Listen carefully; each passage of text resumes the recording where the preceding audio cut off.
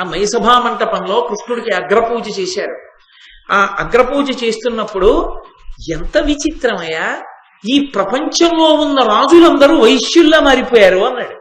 వైశ్యుల్లా మారిపోవడం అంటే, వైశ్యుడు వ్యాపారం చేస్తాడు.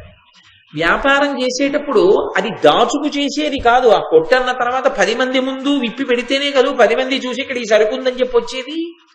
కాబట్టి అందులోకి దొంగ వస్తాడు, దొర వస్తాడు, సంఘ వ్యతిరేక శక్తులు వస్తాయి, కొనుక్కునే వాళ్ళు వస్తారు, పనులు వేసేవాళ్ళు వస్తారు, నియంత్రించే ప్రభుత్వం వస్తుంది, మాట సాయం చేసే మంచివాడు వస్తాడు.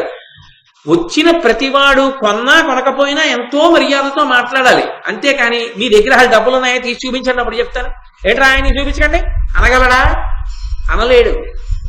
అన్నీ చూసేసి 1000 బట్టలు చూసి అబ్బే ఇది కాదు ఈ మధ్య వస్తున్న అంచు వేరని వెళ్ళిపోయినా కూడా నవ్వుతూ ఊరుకుని మళ్ళీ మడతలెట్టి లోపలెట్టుకోవాలి. అంతేకాని దెబ్బలాడకూడదు.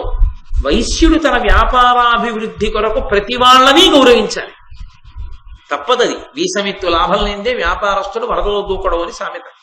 కాబట్టి ఆయన ఆ గౌరవాన్ని పాటించకపోతే తన వ్యాపారాన్ని చేయలేడు.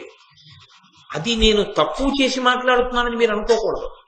ఒక్కొక్క వృత్తికి ఒక్కొక్క పరిమితి ఉంటుంది. ఓ ప్రభుత్వోద్యోగి ఉన్నాడు అనుకోండి, సాధారణంగా పిల్లలతో అంటారు, మేమెవరి మీద ఆధారపడక్కర్లేదురా, మేము చచ్చిపోయేంత వరకు మా ఉద్యోగం మమ్మల్ని కాపాడుతుంది. మేము ఉద్యోగంలో ఉన్నా ఉద్యోగం వదిలిపెట్టినా కూడా మాకు జబ్బు వచ్చినా కూడా హాస్పిటలైజేషన్ ని కూడా గవర్నమెంట్ చూసుకుంటుంది. మాది గవర్నమెంట్ ఉద్యోగం, ఎవరికి భయపడక్కర్లా. 60 ఏళ్ళు వచ్చే వరకు ఉద్యోగం చేస్తాను, 60 ఏళ్ల తర్వాత పెన్షన్ ఇస్తుంది. నేను ఏ కొడుకు మీద ఏ కూతురు మీద ఆధారపడవలసిన అవసరం నాకు లేదంటాడు. ఎందుకని? అది ఆయన ధైర్యం, గవర్నమెంట్ ఉద్యోగంలో ఉన్నానని. ఆయనకి అది ధైర్యం అయితే వైశ్యుడు అలా అనలేడు. ఇవాళ 50 లక్షలు అమ్మేశానంటే ఇంకా వ్యాపారానికి వస్తే ఎంత రాకపోతే ఎంత అనలేడు. ప్రతిరోజు అమ్మాలనే చూస్తాడు, దినదినాభివృద్ధి పొందాలని చూస్తాడు. కాబట్టి అందరి పట్ల అణుకువగా ఉండాలి. అలా ఈ రాజులేమిట్రే ఇంత అణకువగా వచ్చారు, ఒక్కడి దగ్గర ధైర్యం లేదు. భక్తి అంటే కేవలంగా ఏదో చెయ్యడం కాదు. భక్తి అన్న మాటకు అర్థం ఏమిటంటే భగవంతుడు ఎలా బ్రతకమని చెప్పాడో అలా బ్రతకడమే. మీరు తండ్రికి పెద్ద అంచున్న పంచెల చాపు పట్టుకొచ్చి ఇచ్చి, నాన్నగారు మీరు ఇంట్లో ఉండండి అని ఒక గొప్ప ఇల్లు కట్టించి ఇచ్చిన తాను బ్రతకకూడని రీతిలో తాను చాలా అనైతికమైనటువంటి జీవనం చేస్తూ, అటువంటి అనైతికమైనటువంటి జీవనం వల్ల అధర్మ మార్గంలో సంపాదించిన డబ్బుతో తీసుకొచ్చి తండ్రికి కట్టించినటువంటి ఇంటి వలన తండ్రి సంతోషించడు. తండ్రి ఎలా బ్రతకమన్నాడో అలా నీతి నిజాయితీలతో బతుకుతూ మీరు కేవలం బెత్తెడు అంచున్న పంచెల చాపు పట్టుకొచ్చి తండ్రికి ఇచ్చినా తండ్రి మురిసిపోతాడు. అలాగే పరమేశ్వరుడు మనుష్య జాతి ఎలా బ్రతకాలి అన్నదానికి ధర్మ నిర్దేశం చేశాడు. ఆ ధర్మాన్ని ఎవరు చెప్పాలి? వేదం ఒక్కటే ధర్మాన్ని చెప్పడానికి అధికారి. ధర్మం చెప్పడానికి ఇంకెవరికి అధికారం లేదు. ఆయన ధర్మం చెప్పాడండి అని ఎప్పుడంటారంటే ఆయన వేదాంతర్గతమైన ధర్మాన్ని చెప్తే. అంతేకాని తన నోటికి వచ్చినది చెప్పినది ధర్మం కాదు. వేదంలో చెప్పిన దాన్ని ఎవరు చెప్పారో వాడు ధర్మం చెప్పాడని గుర్తు తప్ప ఈనాటి పరిస్థితులకి ఇది సౌకర్యంగా ఉంటుందండి అందుకు ఇది ధర్మం అండి అంటే కుదరదు. వేదంలో ఏముందో అదే ధర్మం. ఆ ధర్మాన్ని అనుష్ఠించడానికి ఓ ఉపకరణం కావాలి. ఆ ఉపకరణం లేకపోతే అనుష్ఠానం కుదరదు. అలా అనుష్ఠానం చెయ్యడానికి ఇవ్వబడినటువంటి ఉపకరణము శరీరం. నేను మీతో ఇంకా బాగా చెప్పాలి అంటే ఏదో పరోపకారం చెయ్యాలి. పరోపకారం ఎలా చేస్తారు? మానసికంగా నేను చేసి పెట్టానండి ఆయనకంటే కుదరదు. ఆయన ఆకలిస్తోందండి ఆయనకి, నేను పట్టాడు అన్నం నా చేతితో పెట్టలేదు కానీ నా మనసుతో ఆయనకి నేను పంచభక్ష పరమాన్నాలు పెట్టానండి అంటే కుదరదది. ధర్మానుష్ఠానమునకు శరీరం ఉండాలి. ఈ శరీరంతో నేను ఒక్క కాయో పండో పట్టాడు అన్నమో కాసిని మంచినీళ్ళు ఇచ్చాననుకోండి, నేను ధార్మికంగా బ్రతికాను అని గుర్తు. ఆ ధార్మిక జీవనమునకు శరీరం ఉండాలి. ఈ ధార్మిక జీవనమునకు ఉన్నటువంటి శరీరము ధర్మానుష్ఠానం చెయ్యాలి అంటే నీళ్లు ఉండాలి. అందుకు నీళ్లు ఎందుకు అవసరం అవుతాయి అంటే నీళ్లు లేకపోతే ధర్మం నిలబడదు. ఎందుకు నిలబడదు? ఓ పూజ చెయ్యాలి, ఓ యజ్ఞం చెయ్యాలి, ఓ దేవాలయ ప్రవేశం చెయ్యాలి, ఓ పెద్దల దగ్గరికి వెళ్ళి వారికి నమస్కరించాలి, స్నానం చెయ్యాలి. స్నానానికి నీళ్లు లేవు, ఎలా? పోని విభూతి చల్లుకుంటానండి. అర్ఘ్యం ఎలా ఇస్తారు? అర్ఘ్యం ఇవ్వడానికి నీళ్లు ఉండాలా వద్దా? ఆచమనం చెయ్యాలంటే నీళ్లు ఉండాలా వద్దా?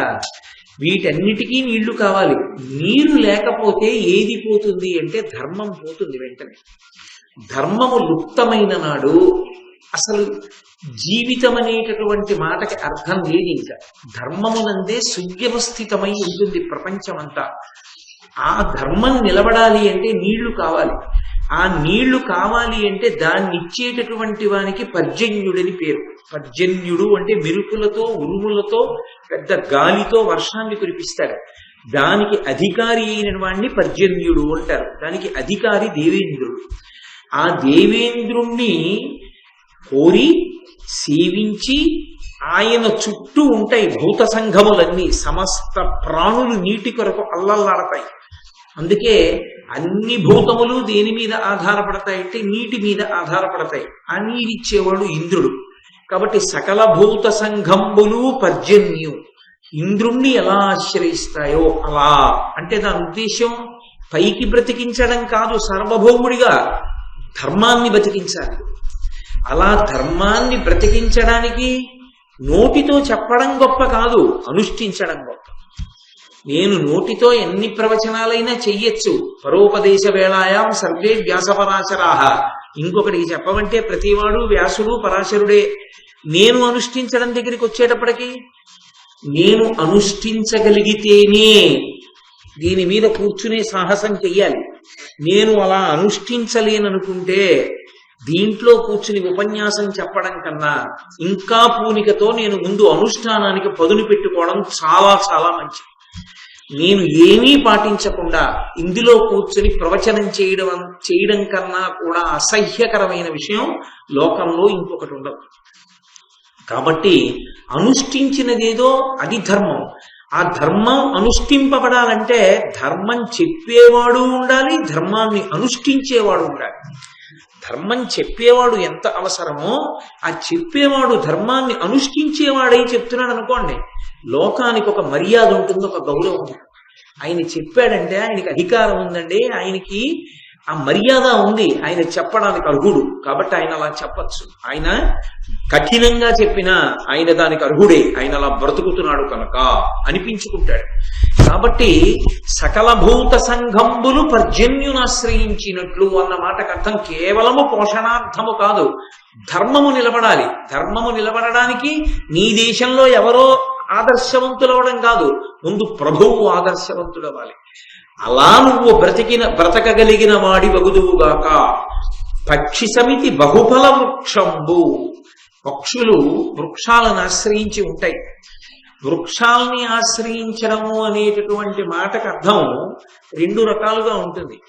వెడల్పుగా విశాలంగా కొమ్మలు పెంచుకున్నటువంటి చెట్లు ఉంటాయి, దాని మీద కూడా పక్షులు ఉంటాయి, గూళ్ళు కట్టుకుంటాయి. ప్రవస్తు చిన్నయ్య సూరి గారు మిత్రలాభం మిత్రభేదంలో చెప్పినట్టుగా ఏదో గోదావరి తీరంబనందు మహావట వృక్షంబు కలదు అని పెద్ద చెట్టు, ఆ చెట్టుకు అనేకమైనటువంటి గూళ్ళు కట్టుకుని పక్షులు రకరకాల ధ్వనులు చేస్తూ ఉంటాయి. కానీ ఆ చెట్టు నివాసానికి యోగ్యం అవుతుందేమో కానీ పెద్ద వర్షం వచ్చిందనుకోండి ఆ పక్షి పస్తుండాలి. ఎందుకంటే విశేషమైన గాలి వేస్తూ వర్షం పడుతున్నప్పుడు పక్షులు ఎగరడం కనపడదు, మీకు ఎగరవు. అవి కూడా బిక్కు బిక్కు బిక్కు బిక్కుమంటూ కూర్చుంటాయి కొమ్మ మీద. అది పళ్ళున్న చెట్టు అనుకోండి, పళ్ళు కాయలు ఉన్న చెట్టు. ఇప్పుడు అక్కడే గూడుంది, వాన పడినా దానికి అన్నము ఉంది, అది ఎక్కడికో వెళ్ళక్కర్లేదు. అలా నువ్వు ఉండాలి ధర్మరాజా. నిన్ను ఆశ్రయించినప్పుడు ఏవో కొన్ని కోరికలే ప్రభువు తీర్చగలడు అన్నవాడివి కాకూడదు. ప్రభువు అనేటటువంటి వాడు ఎటువంటి వాడు అయి ఉండాలంటే ఆయన తీర్చలేని కోరిక ఉండకూడదు. ఏ కోరికనైనా తీర్చగలిగిన శక్తి దేని వల్ల వస్తుంది? ధర్మానుష్ఠానం వలన వస్తుంది. అందుకే నీ యందు ధర్మము నిలబడుగాక అంతర్లీనం. కాబట్టి పక్షి సమితి బహుఫల వృక్షంబు. అమరులింద్రు, దేవతలందరూ కూడా ఇంద్రుణ్ణి ఎలా ఆశ్రయిస్తారో అలా అక్కడ వర్షాధిదేవతను అనుకోండి, అప్పుడు ఇక్కడ ఇంద్రుణ్ణి ఆశ్రయించినట్లు అనిశమును ఉపజీవించునట్లు బంధుజనులు నిన్ను ఉపజీవింప మనుము పేర్మి. వీళ్ళందరూ వాటిని ఎలా ఆశ్రయిస్తారో అలా బంధుజనులందరూ కూడా నిన్ను ఆశ్రయించి సంతోషంగా జీవనం చేసేటట్టుగా, అంటే 10 మందికి పనికొచ్చేవాడివై నీకోసం నువ్వు బతికేవాడివి కాకుండా 10 మంది కోసం బ్రతకగలిగినటువంటి వాడివై వర్ధిల్లెదవుగాక అని శ్రీకృష్ణ భగవానుడు ధర్మరాజుకు ఆశీర్వచనం చేశాడు. ఇందులో గమ్మత్తు ఏమిటంటే, కృష్ణ భగవానుడు వెళ్ళిపోయాడు ద్వారకా నగరానికి, భీష్మాచార్యుల వారు వెళ్ళిపోయారు, ద్రోణాచార్యుల వారు వెళ్ళిపోయారు, కృపాచార్యుల వారు వెళ్ళిపోయారు, మిగిలిన మహారాజులందరూ వెళ్ళిపోయారు. వెళ్ళని వాళ్ళు ఇద్దరే ఉన్నారు. ఒకడు దుర్యోధనుడు, ఒకడు శకుని. వీళ్ళిద్దరే ఉన్నారు. ఎందుకున్నారు వాళ్ళిద్దరు అంటే, వాళ్ళకొక తీవ్రమైన కోరిక మిగిలిపోయింది. ఆ మయసభ యొక్క సౌందర్యం, మయసభ యొక్క వైభవాన్ని చూశాడు దుర్యోధనుడు. విపరీతంగా ఆకర్షింపబడ్డాడు.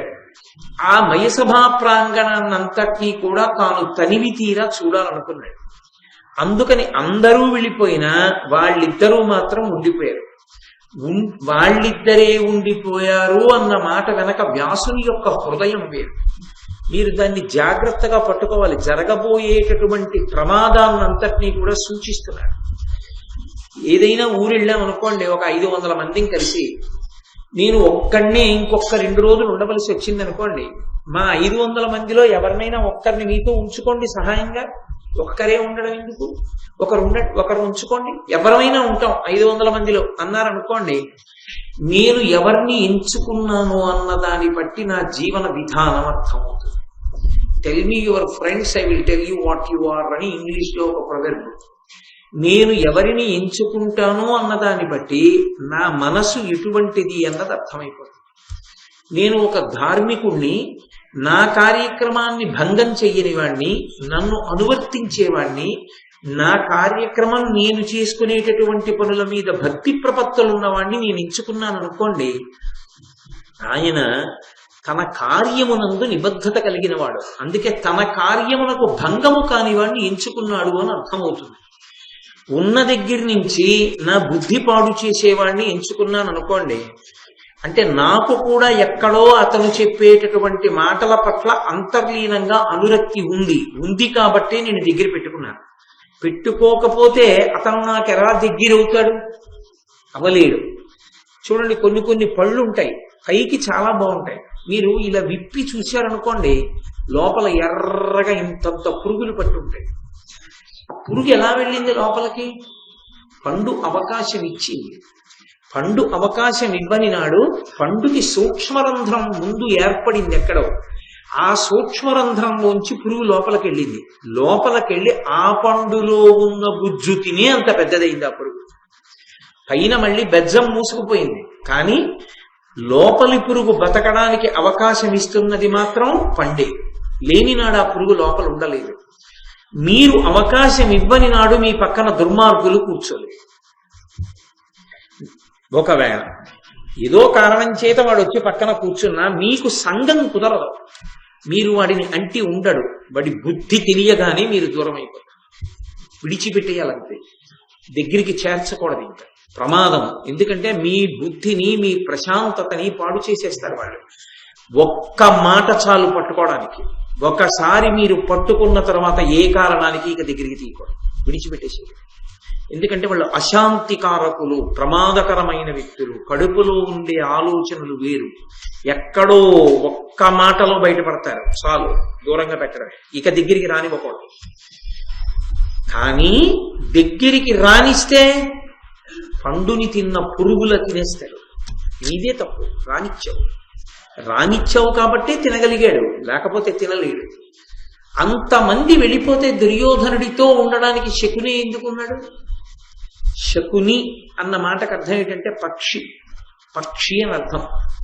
శకుని పక్షి అయితే లోకంలో ఎన్నో పక్షులు ఉన్నాయి, శుభప్రదమైన పక్షులు కూడా ఉన్నాయి. కోయిల ఉంది, కోయిల చక్కటి మధురమైన గీతం పాడుతుంది.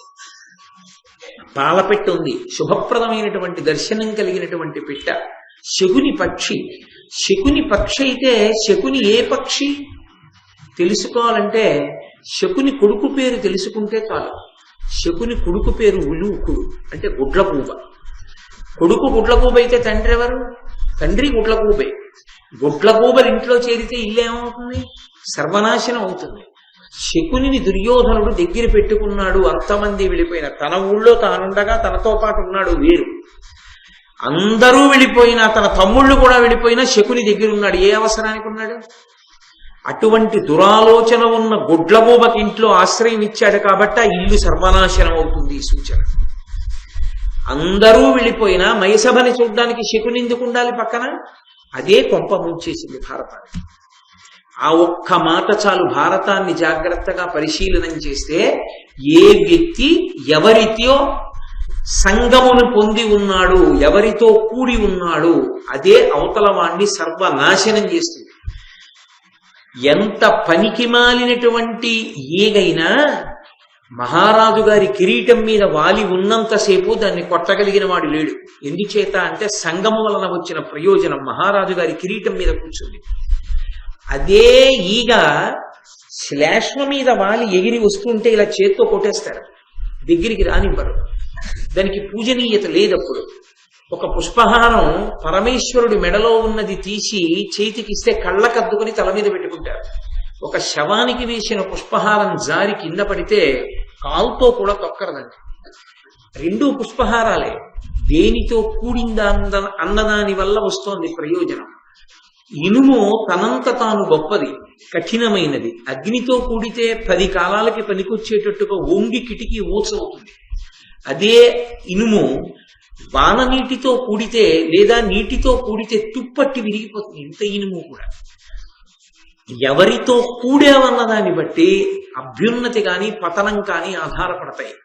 దుర్యోధనుని యొక్క బుద్ధి ఎటువంటిది, ఎవరి మాట వింటాడు, ఎవరిని దగ్గర ఉంచుకోవడాన్ని ఇష్టపడతాడు, ఎవరి యొక్క మాటలకు ప్రేరణ చెందుతుంటాడు, ఇది శకునిని దగ్గర ఉంచుకోవడం అన్న మాట చేత తెలిసిపోతుంటుంది. ఒక్కొక్కరికి చూడండి, ఒక్కొక్క మనిషి పక్కన ఉంటే సంతోషంగా ఉంటారు. ఏమంటే ఇవాళ కొంచెం అలా ఉన్నారంటే ఏడి అతను లేడుగా, దాంతో కొంచెం విసుగ్గా ఉంది, ఇవాళ అతను ఉంటే కాలక్షేపంగా ఉండేదంటే. అంటే అతను ఉంటే ఇతనికి శాంతి. అతను మంచివాడైతే ప్రమాదం రాదు. వాడు దుర్మార్గుడు అనుకోండి, ఈ సంఘం ప్రమాదాన్ని తీసుకొస్తుంది, పాడు చేసేస్తుంది. పతనమైపోతాడనడానికి ఇంకా ఇంతకన్నా ప్రమాణవాక్కు అక్కర్లేదు. కాబట్టి శకునిని ఉంచుకుని తనతో ఆయన మైసభనంతటినీ కూడా చూడాలి అని కోరుకున్నాడు. మైసభని చూడాలి అని కోరుకున్నాడు అనుకోండి. అంత ఆదరించినటువంటి ధర్మరాజు గారిని నేను ఇవాళ మైసభా ప్రాంగణం అంతా చూడాలనుకుంటున్నాను, ఎక్కడే ఉన్నాయో చూడడానికి నాకు ఒక సహాయకుడిని పంపించు అని అడిగాడు అనుకోండి. పంపడా ధర్మరాజు? పంపుతాడుగా. ధర్మరాజుని ఒక సహాయకుడిని అడిగి ఉండుంటే ఆ సభలో ఎక్కడ ఏముందో తెలుసుకోవడానికి తలకి బొప్పెందుకు కడుతుంది? నీళ్లు లేని చోట నీళ్లున్నాయనుకుని ఎందుకు తడబడతాడు? నీళ్లు ఉన్న చోట లేవనుకుని అందులో ఎందుకు దిగి భ్రంశపడతాడు? ఎందుకు పొరపడతాడు? అంటే ఎంతటి అహంకారగ్రస్తుడో మీరు దాన్ని బట్టి అర్థం చేసుకోవచ్చు. ఒక సభని చూడ్డానికి నేను అడగడం ఏంటి ధర్మరాజుని? నేను చూడలేనా? నాకు తెలీదా? మాకు తెలియవా? మాకు లేవా ఇలాంటి సభలో? ఆంతరమునందు మనకి లేదు ఇటువంటి సభ, అందుకే ఉన్నాడు. అది చూడాలి. అది చూడాలని ఉన్నవాడు చూడడానికి మనిషి నిమ్మని మాత్రం అడగడం. ఎందుకు అడగడంటే ఆభిజాత్యం, అహంకారం. ఇంతటి అహంకారం పక్కన చెడు మాటలు చెప్పగలిగిన వాడితో కలుస్తోంది. మైసభలో కలిసింది అంటే ఇలా కలిసిన వాళ్ళిద్దరూ రేపొద్దున్న ఎంత ప్రమాదాన్నైనా తీసుకొస్తారు. వాళ్ళ ప్రమాదం వెనక ఇతరుల యొక్క ప్రమాదం కూడా పొంచి ఉంటుంది. వాడు అస్తవ్యస్తంగా వాహనాన్ని నడుపుతూ వచ్చి గుద్దీశాడు ఎవరినో అంటే సక్రమంగా వెడుతున్నవాడు కూడా బలైపోయాడని గుర్తు కాదు. వాడు ఏ గోడనో గుద్దేస్తే వేరు, వాడు వచ్చి చాలా జాగ్రత్తగా వెళ్తున్నవాడిని గుద్దేస్తే వాడి ప్రమత్తతకి, వాడి బుద్ధిహీనత వల్ల బుద్ధితో సక్రమంగా ఉన్నవాడు కూడా దెబ్బతిన్నాడా లేదా? ఎవరు ఏ స్థానంలో ఉన్నారన్న దాన్ని బట్టి ప్రమాదం ఉంటుంది. ఒక్క కుటుంబాధిపతి బుద్ధి లేనివాడు అనుకోండి, ఆ కుటుంబం ఒక్కటే బాధపడుతుంది. ఒక గ్రామాధికారి బుద్ధి లేనివాడు అనుకోండి, ఆ గ్రామం ఒకటే బాధపడుతుంది. ఒక మండలాధికారి బుద్ధి లేనివాడు అనుకోండి, ఆ మండలం బాధపడుతుంది. ఒక రాష్ట్రాధికారి బుద్ధి లేనివాడైతే రాష్ట్రం బాధపడుతుంది. ఒక దేశాన్ని పరిపాలించేవాడు బుద్ధిహీనుడైతే దేశం అంతా బాధపడుతుంది. అది ఎంతటి జనక్షయానికైనా దారితీస్తుంది, ఎంత ప్రమాదానికైనా దారితీస్తుంది. కాబట్టి ఇప్పుడు దుర్యోధనుడు ఉన్న స్థానం రీత్యా అది ఎంతటి పెను ప్రమాదానికైనా తీసుకెళ్లగలదు. మయసభని తనంత తాను చూడాలనుకోవడం, అందరూ వెళ్ళిపోయినా తాను వెళ్ళకపోవడం, ఆ కోర్కె కోసమే ఉన్నవాడు ధర్మరాజుకి చెప్పకపోవడం, శకునిని పక్కన ఉంచుకోవడం, శకునితో కలిసి మయసభని చూడడానికి బయలుదేరడం, ఇంతే నన్నయ్య గారు చెప్పారు. ఇవన్నీ నన్నయ్య గారు చెప్పరు. కానీ కవి హృదయాన్ని మీరు పట్టుకోవడమే భారతాన్ని చదువుకోవడం. కథ చదువుకోవడానికి భారతం కాదు. ఎందుకు భారతం చదువుకుంటున్నాం, ఎందుకు భారతం వింటున్నాం? భారతం మన జీవితాన్ని దిద్దేదేదో నేర్పుతోంది. అది నేర్చుకోవాలనుకున్నప్పుడు దుర్యోధనుడిలా మనం ఉండకూడదు అనుకుంటే శకునిని పక్కన పెట్టుకోకూడదు. అంతటి అహంకారం పనికిరాదు. ఈ విషయాన్ని తేటతెల్లం చేస్తుంది. ఒక్క వాక్యంతో దుర్యోధనుడు ఎటువంటి వాడో చెప్పక చెప్పారు నన్నయ్య. అది ఆయన ప్రజ్ఞ. అటువంటి మహానుభావుడు ఆ దుర్యోధనుడు బయలుదేరినటువంటి వాడై ఆ మయసభ ప్రాంగణంలోకి ప్రవేశించి ఆ మయసభనంతటిని చూస్తున్నాడు. దాని నెరిగి ధర్మతనయుణ్ణి అడిగి ఉంటే ఎవరినైనా పంపేవాడు.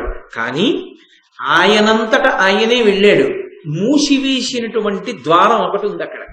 కానీ అది మయుని యొక్క సభా నిర్మాణ వైచిత్రి. అక్కడ తలుపులు తెరిచి ఉన్నట్లు కనపడింది. తలుపులు తెరిచి ఉన్నాయనుకుని లోపలికి వెళ్ళిపోయాడు. అలా ఉంటుందా అండి అని మీరు అంటారేమో. నా జీవితంలో నేనే చూసా ప్రత్యక్షంగా ఒక సందర్భాన్ని. గాజు తలుపులు పెట్టున్నాయి. ఒక పెద్ద ఆయన లోపల నుంచి కనపడుతోంది. బయట కరెంటు పోయింది. లోపల ఏదో ఇన్వర్టర్ మీద లైట్లు వెలుగుతున్నాయి. ఆయన గబగబా వచ్చాడు. పాపం ఆ చీకట్లో ఆ కంగారులో ఆయనకి తలుపు తీసింది, లోపలికి వెళ్ళిపోవచ్చు అనుకున్నాడు. అద్దంలోంచి అంత స్పష్టంగా కనపడుతుంటే గబగబా వెళ్ళబోయాడు. ఆ అద్దాలు గుద్దుకుని ఆ తలకి తగిలి నెత్తురు కారి ఆ గాజు పింకుల్లోనే పడిపోయి ఆయన స్పృహ తప్పాడు. ఎంతో నెత్తురుపోయింది. నాకే తెలుసు జీవితంలో అటువంటి సందర్భం ఒకటి. మనమే అంత పొరపాటు పడుతుంటాం కదా. అందుకే కదా ఒక్కొక్కసారి తలుపు ముందుకు తొయ్యాలా వెనక్కి తొయ్యాలా అన్నది కూడా అనుమానం ఉంటుంది. పుల్లు పుష్షు అని రాస్తుంటారు. ఆ పుల్లు పుష్షుకి అర్థం తెలియకపోతే పుల్కి పుష్ చేసినా పుష్కి పుల్ చేసినా ప్రమాదమే. కాబట్టి మయసభ అలా నిర్మాణం చేశాడు. మనమే ఇవాళ అద్దాల గదులు కట్టుకోగలిగితే మయసభ ఆయన అలా నిర్మాణం చేశాడంటే పెద్ద విచిత్రం ఏముందండి. కాబట్టి దారి ఉంది, వెళ్ళిపోవచ్చు అనుకుని దుర్యోధనుడు గబగబా వెళ్ళిపోయాడు. కానీ దారి లేదు, మూసివేయబడింది. ఆ తలకి కొట్టుకుంది. కొట్టుకోవడం అంటే తల బొప్పి కట్టి కొద్దిగా నిత్తురోడింది. ఆయనకి తనకి దెబ్బ తగిలిందని బాధ కాదు, రెండు బాధలు ఉన్నాయి. నేను కూడా పొరపాటు పడగలిగినంత ప్రజ్ఞతో ఈ సభ నిర్మింపబడి, రెండు ధర్మరాజు సభ నన్ను కొట్టింది, ఎవరూ చూడలేరు కదా, అదొకటి. ఇప్పుడు ఎవరు చూడలేదు, అయిపోయింది అక్కడికి. అలా ముందుకెళ్ళాడు. నేను మొట్టమొదటి రోజు మీతో మనవి చేశా కదా, ఇంద్రనీలమణులతో నీరు సృష్టించాడు ఆయన ఆ కాంతి చేత. అది నీటి మడుగు అనుకున్నాడు. అనుకుని అందులో కాలు పెడితే కాలు బట్ట తడిసిపోతాయనుకుని పంచె పైకెత్తి పట్టుకుని జాగ్రత్తగా దిగాడు. అది సరోవరం కాదు. అరే ఎవ్వరూ లేరు కదా ఇక్కడ అనుకున్నాడు. మళ్ళీ ఇబ్బంది పడ్డాడు కదా, మళ్ళీ బాధపడ్డాడు. ఇంకొంచెం ముందుకెళ్ళాడు. పక్కనే ఉన్నాడు శకుని, చూస్తున్నాడు. ఇంకొంచెం ముందుకెళ్ళాడు. స్ఫటికమణిల కాంతులు నీటిని కప్పేసాయి. అందుకని నీరు లేదనుకున్నాడు. అనుకుని గబగబా నడిచాడు. అది నీటి మడుగు, అందులో పడిపోయాడు. అందులో పడిపోయినప్పుడు ఆ బట్టలు తడిసిపోతే, తెలుగు భారతం ప్రకారంగా అయితే పాండవులు ద్రౌపదీదేవి కూడా ఆ పక్కన ఎక్కడో ఉన్నారు. వాళ్ళు చూశారు ఈ సందర్భాన్ని. దుర్యోధనుడు మయసభ చూస్తున్నాడు అనుకుని వాళ్ళు ఉండొచ్చు, వాళ్ళ సమయానికి వచ్చి ఉండి ఉండవచ్చు. ఈయన పడిపోయి బట్టలు తడుపుకున్న సందర్భాన్ని చూశారు. వాళ్ళు చూసి నవ్వారని ఉంది. ద్రౌపదీదేవి కూడా నవ్వింది. నవ్వారు. అయితే నవ్వడం అనేటటువంటిది అన్ని వేళలా అవతల వారిని హేళన చేయడానికే నవ్వినది అయి ఉండి ఉండకపోవచ్చు. మయుడు ఎంత గొప్పగా కట్టాడరా, మామూలు వాడు పడిపోయాడంటే అర్థం ఉంది, ఇంతటి మహారాజు ఇన్ని తెలుసున్న దుర్యోధనుడు కూడా పడిపోయాడా అని చమత్కారానికి నవ్వుండొచ్చు. కానీ నేను సమర్థించే ప్రయత్నం చెయ్యట్లేదు, కానీ దాన్ని స్వీకరించే హృదయం యొక్క సంస్కారం మీద ఉంటుంది. కొందరు చక్కగా తేలిగ్గా తీసుకుంటారు విషయాల్ని, అక్కడకున్న బంధుజనుల మధ్యలో దాన్ని అలా తీసుకుంటారు. కొందరు కొన్ని చిన్న చిన్న సన్నివేశాల్ని చాలా తీవ్రమైన స్థాయికి తీసుకెళ్తారు. చాలా తీవ్రమైన స్థాయికి వెళ్ళిపోతుంది. అది అసలు బీజం చాలా చిన్నదే. వటవృక్షం చిన్న బీజంలోంచి పుట్టినంత పెద్ద చెట్టు పుట్టిస్తాడు. ఇది చూసి అతను ఖిన్నుడయ్యాడు. వీళ్ళు నవ్వారు. అతని దృష్టిలో ఎప్పుడు జ్ఞాతివైర్యం గూడు కట్టుకుని ఉంటుంది. అందుకని వాళ్ళు నవ్వారన్న బాధ తొలిచేస్తోంది దుర్యోధనుడిని. వెంటనే ధర్మరాజు గారు చూసి, దాని నిరిగి ధర్మతనయుండు ధృతరాష్ట్రుతనయునకు సమీరతనయు చేత దివ్య వస్త్రములను దివ్య భూషణములనిచ్చి పుచ్చే ప్రీతి ఏర్పడంగా, ప్రీతి ఏర్పడేటట్టుగా, ప్రేమ కలిగేటట్టుగా, అయ్యో బట్ట తడిసిపోయిందని మళ్ళీ వెంటనే మంచి బట్టల్ని ఆభరణాల్ని భీమసేనుడి చేత పంపించాడు. ధర్మరాజు గారేం సామాన్యుడు కాడు. ఆయన కడుపులో ఉండే భావన ఆయనకుంది. వీడు జ్ఞాతి, మన యందు సుహృద్భావం ఉన్నవాడు కాడు. కడుపులో ఎప్పుడూ మన మీద కక్షతో ఆలోచిస్తూ ఉంటాడు. భీముణ్ణి చూస్తే మరీ బాధ. అవమానాన్ని పొంది ఉన్నవాడి దగ్గరికి భీముణ్ణిచ్చి పంపించాడు. ఇప్పుడు ఆయన పంపించింది కాకతాళీయమే అయి ఉండొచ్చు. అక్కడికి ఏదో భీముణ్ణి పిలిచి వరే పట్టుకెళ్ళి పట్టలేవరా అని ఉండొచ్చు. కానీ అదే ప్రమాదం. భీముడంటే దుర్యోధనుడికి పుట్టుక నుంచి కోపం. ఎందుకంటే ఇద్దరు మళ్ళా యుద్ధం చేస్తారు కదా, యుద్ధం చేస్తారు. అసలు భీముణ్ణి చంపడానికి చేసినన్ని ప్రయత్నాలు దుర్యోధనుడు బహుశా ఎవరిని చంపడానికి చేసి ఉండాలి. ఒక్క భీముణ్ణి చంపాలని అన్ని ప్రయత్నాలు చేశాడు. అటువంటి భీమసేనుడు బట్టలు పట్టుకుని ఆభరణాలు పట్టుకుని దుర్యోధనుడి దగ్గరికి వస్తే అసలే అవమానపడున్నాడు. దాని మీద తెచ్చిన వాడు భీమసేనుడు. బట్టలు పుచ్చుకోవడం, ఆభరణాలు పుచ్చుకోవడం, పైకి పుచ్చుకుని ఉండొచ్చు. కానీ ఈ పుచ్చుకుని ఉండడమే తనలో అసూయ పెంచింది. ఎక్కడ పెట్టాడు? ధర్మరాజు గారు తీసుకెళ్లి రాజసూయ మహాయాగంలో తనకి వచ్చిన కానుకలన్నీ పుచ్చుకోమని పెట్టాడు. వచ్చిన మహారాజులందరూ ఇచ్చిన కానుకలన్నీ ధర్మరాజు పనుకుని పుచ్చుకున్నాడు. ధర్మరాజుకి ఇంత వైభవాన్ని ఏడుపు. దానికి తోడు ఇప్పుడు తను అవమానపడితే భీముడు పట్టుకొచ్చి బట్టలు భూషణాలు ఇచ్చాడు. మరింత వ్యగ్రతని పొందాడు. అయిపోయింది. శకుని తీసుకుని దుర్యోధనుడు మరునాడు బయలుదేరి హస్తినాపురానికి వెళ్ళిపోయాడు. చాలా రోజులైంది ఎవరితో మాట్లాడు, అన్నం తిండవు, ముభావంగా ఉంటాడు. ఏదో వ్యథ, నిట్టూర్పులు, తనలో తనకి ఆలోచన, ఏదో బెంగ పెట్టుకున్నట్టు, చికాకు, కోపం, ముభావంగా ఉంటున్నాడు. ఉంటుంటే ఎటువంటి వారు దగ్గరికి వెళ్ళి అడిగితే చెప్తాడో అలాంటి వాడే దగ్గరికి వెళ్ళి అడగాలి కదా. ఎవరికి జవాబు చెప్తాడో వాడే అడగాలి. కందుగల పసిడిగాంచిన గంధి వివర్ణమైనట్లు కౌరవు కాయం పొందగ వివర్ణమయి కడు వందే మనస్తాప హవ్య వహదాహమునన్. ఆయన ఎక్కడైనా కొంచెం మకిలి ఉన్నటువంటి బంగారాన్ని తప్పం చేస్తే అది నల్లగా వస్తుంది ముందు. అది ఎలా నల్లబడుతుందో అవమాన భారాన్ని కడుపులో పెట్టేసుకున్నటువంటి దుర్యోధనుడి యొక్క శరీరము అలా వివర్ణమైపోయింది. అంతటి నల్లటి ఆకృతిని దాల్చింది. అంటే దాన్ని బాగా రగులుస్తున్నాడు, రెచ్చగొడుతున్నాడు. ఆ అసూయాభావము మనసునందు పొటమరించిన దానిని ఎలాగో అలా తగ్గించే ప్రయత్నం చేయలేదు. ఒక్క మాట అనుకుంటే పోతుంది. ఇంత ఐశ్వర్యవంతుడు మా ధర్మరాజు అయి ఉండడం నా అదృష్టం అనుకుంటే, ఎవరిదో కాదు ఇదంతా మా అన్నదమ్ములదే అనుకుంటే ఇంత ఏడవలసిన పని లేదు. అది వాళ్ళది, తనది కాదు. అది తాను ఓర్చలేడు. ఓర్చలేకపోవడంలో దుర్యోధనుడికి ఉన్న లక్షణం ఏమిటో తెలుసా? తనకున్న దాని చేత తృప్తి పొందడు, అవతల వారికి ఉన్నది పోయే వరకు.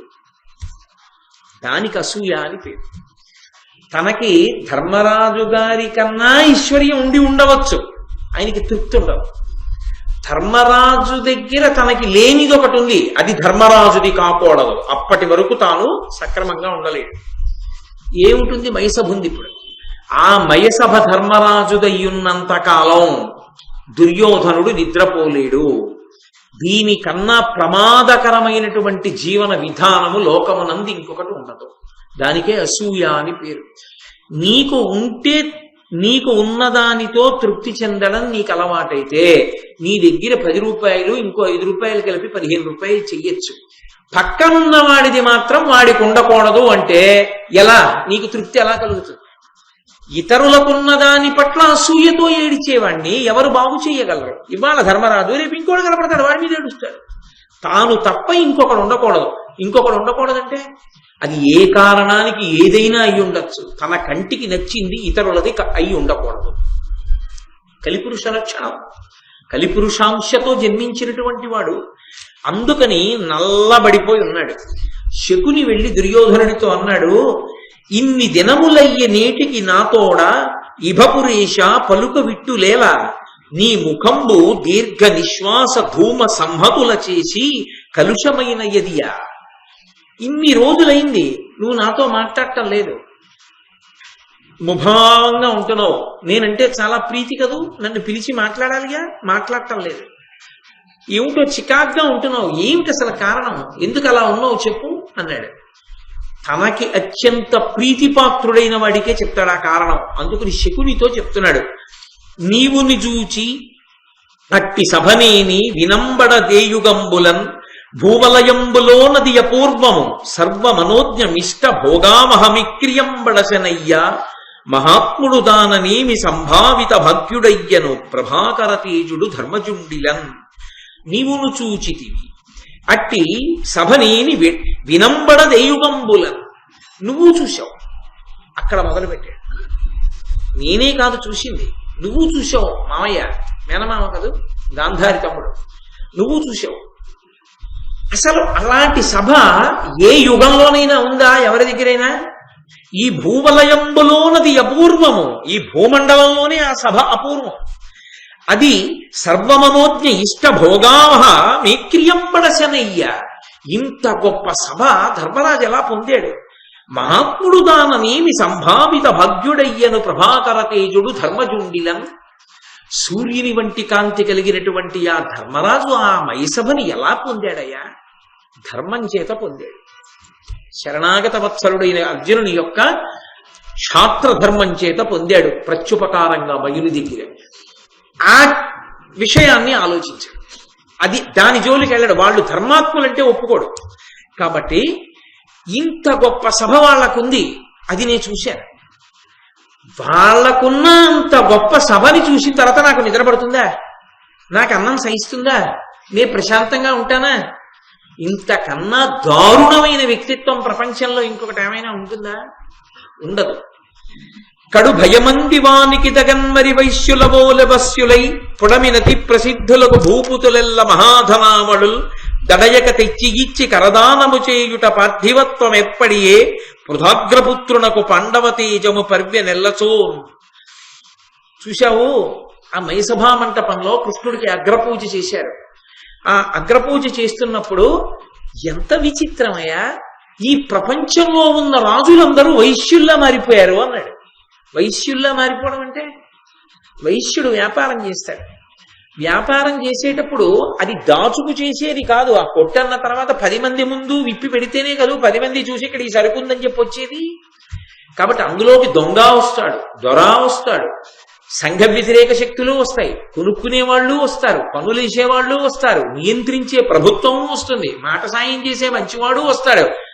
వచ్చిన ప్రతివాడు కొన్నా కొనకపోయినా ఎంతో మర్యాదతో మాట్లాడాలి. అంతేకాని మీ దగ్గర డబ్బులు ఉన్నాయా తీసి చూపించండి అప్పుడు చెప్తాను, ఏట్రా ఆయన్ని చూపించకండి అనగలడా? అనలేడు. అన్నీ చూసేసి 1000 బట్టలు చూసి అబ్బే ఇది కాదు, ఈ మధ్య వస్తున్న అంచు వేరని వెళ్ళిపోయినా కూడా నవ్వుతూ ఊరుకుని మళ్ళీ మడతలెట్టి లోపలెట్టుకోవాలి. అంతేకాని దెబ్బలాడకూడదు. వైశ్యుడు తన వ్యాపారాభివృద్ధి కొరకు ప్రతి వాళ్ళని గౌరవించాలి. తప్పదది. వీసమిత్తు లాభం లేనిదే వ్యాపారస్తుడు వరదలో దూకడం అని సామెత. కాబట్టి ఆయన ఆ గౌరవాన్ని పాటించకపోతే తన వ్యాపారాన్ని చేయలేడు. అది నేను తక్కువ చేసి మాట్లాడుతున్నానని మీరు అనుకోకూడదు. ఒక్కొక్క వృత్తికి ఒక్కొక్క పరిమితి ఉంటుంది. ఓ ప్రభుత్వోద్యోగి ఉన్నాడు అనుకోండి, సాధారణంగా పిల్లలతో అంటారు, మేమెవరి మీద ఆధారపడక్కర్లేదురా, మేము చచ్చిపోయేంత వరకు మా ఉద్యోగం మమ్మల్ని కాపాడుతుంది. మేము ఉద్యోగంలో ఉన్నా, ఉద్యోగం వదిలిపెట్టినా కూడా, మాకు జబ్బు వచ్చినా కూడా హాస్పిటలైజేషన్ ని కూడా గవర్నమెంట్ చూసుకుంటుంది. మాది గవర్నమెంట్ ఉద్యోగం, ఎవరికి భయపడక్కర్లా. 60 ఏళ్ళు వచ్చే వరకు ఉద్యోగం చేస్తాను, 60 ఏళ్ల తర్వాత పెన్షన్ ఇస్తుంది. నేను ఏ కొడుకు మీద ఏ కూతురు మీద ఆధారపడవలసిన అవసరం నాకు లేదంటాడు. ఎందుకని? అది ఆయన ధైర్యం, గవర్నమెంట్ ఉద్యోగంలో ఉన్నానని. ఆయనకి అది ధైర్యం అయితే వైశ్యుడు అలా అనలేడు. ఇవాళ 50 లక్షలు అమ్మేశానంటే ఇంకా వ్యాపారానికి వస్తే ఎంత రాకపోతే ఎంత అనలేడు. ప్రతిరోజు అమ్మాలనే చూస్తాడు, దినదినాభివృద్ధి పొందాలని చూస్తాడు. కాబట్టి అందరి పట్ల అణుకువగా ఉండాలి. అలా ఈ రాజులేమిట్రే ఇంత అణకువగా వచ్చారు, ఒక్కడి దగ్గర ధైర్యం లేదు. వచ్చి కప్పాలు వరుస క్రమంలో నిలబడి కట్టేశారు కదరా ఒక్కొక్కడును. అతి ప్రసిద్ధులకు భూపుతులెల్ల మహాధనాములు నడయక తెచ్చి ఇచ్చే కరదానము చేయుట పార్థివత్వమెర్పడియే పృథగ్రపుత్రునకు పాండవ తేజము పర్వె నెల్లతోను. అంతంత కప్పాలు తీసుకొచ్చి వాళ్ళందరూ భయంతో భక్తితో కట్టేస్తుంటే ఎక్కడ చూసినా పాండవుల యొక్క పౌరుష పరాక్రమాలు విస్తరిల్లితే నాకు ఎంత చిన్నతనంగా అనిపించింది. అక్కడే నిలబడి ఒక్కొక్కడిని వరుస క్రమంలో నించోపెట్టి తీసుకెళ్లి వాళ్ళందరికీ కూడా ఆ బహుమానాలు ఇప్పించడమా, వాళ్ళందరూ బహుమానాలు కట్టి ధన్యులైనట్టు వెళ్ళిపోవడమా, అవన్నీ నా కర్మకాలి నేను బుచ్చుకుని వాళ్ళ కోశాగారం అంతా నింపడమా? ఏమిట్రా ఎంత వైభవంరా పాండవులది! జన్నంబు చూడగ సకల భూముల నుండి వచ్చిన రాజ్యవరులు అవని సురులకు వైశ్యుల శూద్రుల ఆత్మీయ బంధు సుహృదీశ్వర భట నియోగ జనులను పేదల సాధుల నిత్యంబు తాన పరీక్షించి తగవిరింగి ఎన్నంబు దయపెట్టి అందరూ కుడిచిన తనుమధ్య అర్ధరాత్రంబునపుడు కాని కుడువదట్టె కమలాక్షి ద్రౌపది అదియుగాక అమ్మహాద్ధరమున అధముడయ్యూకడు ప్రియంబున అభ్యర్థితుండు కాని వంచితుండు లేడు. అసలు ఏమదృష్టం! ఆ పాండవులు కప్పాలు పుచ్చుకోవడం ఒక ఎత్తైతే, ఆ ద్రౌపదీదేవి యావత్ భరతఖండం నుంచి వచ్చినటువంటి వాళ్ళు, యజ్ఞం చూడ్డానికి వచ్చినటువంటి రాజులకు, వైశ్యులకు, ఇతరమైనటువంటి కులాల వాళ్ళకి, అందరికీ, సుహృత్తులకు, భటులకు తాను దగ్గరుండి జాగ్రత్తగా పరీక్షించి కడుపు నిండా తింటున్నారా తింటలేదా చూసుకుంటూ ఇంకొంచెం వేసుకోండి ఇంకొంచెం వేసుకోండి అని వడ్డన చేసి అర్ధరాత్రి ఎప్పుడో తాను అన్నం తిని పడుకునేది. ఎంత కీర్తి సంపాదించింది! ఏమి ద్రౌపదీదేవి, ఏమి ఆదరణ అని ఎంత పేరు తెచ్చుకుంది! ఎంతమందికి అన్నం పెట్టింది ఆ రోజుల్లో! అంతమందికి అన్నం పెట్టి ద్రౌపది కీర్తి తెచ్చుకుంటుంటే నా కడుపు మండిపోలా? అది ఆయన బాధ. ఏం చెప్తాం? యాదవు చేతి చక్రము భయంకరమై శిశుపాల మస్తక ఛేదము చేసినంగడు ప్రసిద్ధులు శౌరులనైన రాజుల యాదవ ముందటం జయజయధ్వనులిచ్చిరి గాని వాని శౌర్యోదయ వృత్తి కట్టెనుదర నోపరు ఎవ్వరు విక్రమింపగన్. ఒక పక్క అంత రాజ్యసభలో శిశుపాలుడు లేచి సభకి అవమానం జరుగుతోందన్నా సరే ధర్మరాజు అది అవమానం కాదు, కృష్ణుడికే అగ్రపూజ అంటుంటే, కృష్ణుడు చేతి చక్రంతో అడిగిన శిశుపాలుడిని చంపేస్తే ఒక్కడు లేచి ఇదేమి దారుణం అన్నవాడు లేడు. పైగా జయజయధ్వానాలు చేశారు అందరూ కృష్ణుడికి. ఎంత బాధేసింది నాకు! ఇంతమంది ఆ కృష్ణుడికి పాండవులకి జయజయధ్వానాలు చేయడమా? అతుల పరాక్రమర్జితములైన ధనంబుల పేర్మి చేసి ఉన్నతమగుచున్న పాండు నరనాథ తనూజుల లక్ష్మినాక అసమ్మతమయి సువిలింగే వినుమాతుల మానధనాఢ్యుడైన భూపతి సహింపమోపునే సపత్తుల వృద్ధియు ఆత్మహానియున్. చూడవయా మాతుల, ఓ మేనమామ, అతుల పరాక్రమర్జితములైన ధనంబుల పేర్మి చేసి విశేషమైనటువంటి పరాక్రమంతో అంత ధనాన్నంతటినీ ఆర్జించి ఉన్నతమగుచున్న పాండునరనాథ తనూజుల లక్ష్మినాక సమ్మతమయి సువిలింగే, అంత ఐశ్వర్యాన్ని పాండవులు పొంది ఉండడం చేత నాకు విశేషమైనటువంటి అసూయ కలుగుతోంది. నేను దాన్ని తట్టుకోలేకపోతున్నాను. మానధనాఢ్యుడైన భూపతి సహింపనూపునే సపత్నుల వృద్ధియునాత్మహానియున్. ఆత్మాభిమానం ఉన్నటువంటి ప్రభువు ఇతరులు వృద్ధి పొందుతూ తాను తక్కువైపోతుంటే చూస్తూ ఉండగలడయా? దానికి జోడింపు. తను పనికి మాలిన వాణ్ణి తన ఎందు తప్పు బుద్ధి ప్రవేశిస్తోందండవు, తనది మంచి బుద్ధి అని చెప్పుకోవడం. ఒప్పుకోలేట మానధనుడైనటువంటి రాజు సపత్నుల వృద్ధియు నత్మహానియున్ అంగీకరించాడు. అందుకని నాకు పాండవుల మీద అసూయ పుట్టింది అంటే శకుని అన్నాడు, ఎందుకయా అంత బాధపడతావు? మీ నాన్న ఒప్పుకోవాలి, కానీ మీ నాన్న ఒప్పుకుంటే ఒక్క సైనికుడి అవసరం లేకుండా ధర్మరాజు గారిని ద్యూతానికి పిలిచి మాయాద్యూతంలో, ధర్మరాజుకి ద్యూత క్రీడ అంటే మిక్కిలి మక్కువ, కానీ ద్యూతమునందు ప్రావీణ్యమున్నవాడు కాడు. నన్ను మించినటువంటి వాడు 3 లోకములలో లేడు.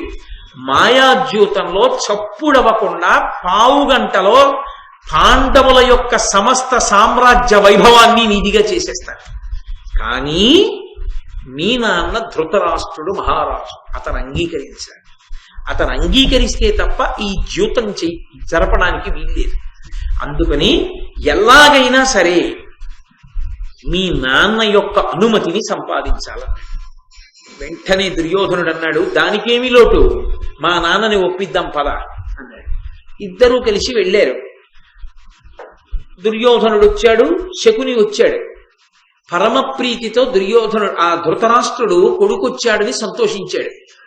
అది మనసుకి పట్టేటట్టుగా నేపథ్యాన్ని తయారు చేయడం అనేటటువంటి ప్రక్రియలో శకుని ఎంత సిద్ధాస్తుడో అర్థమవుతుంది.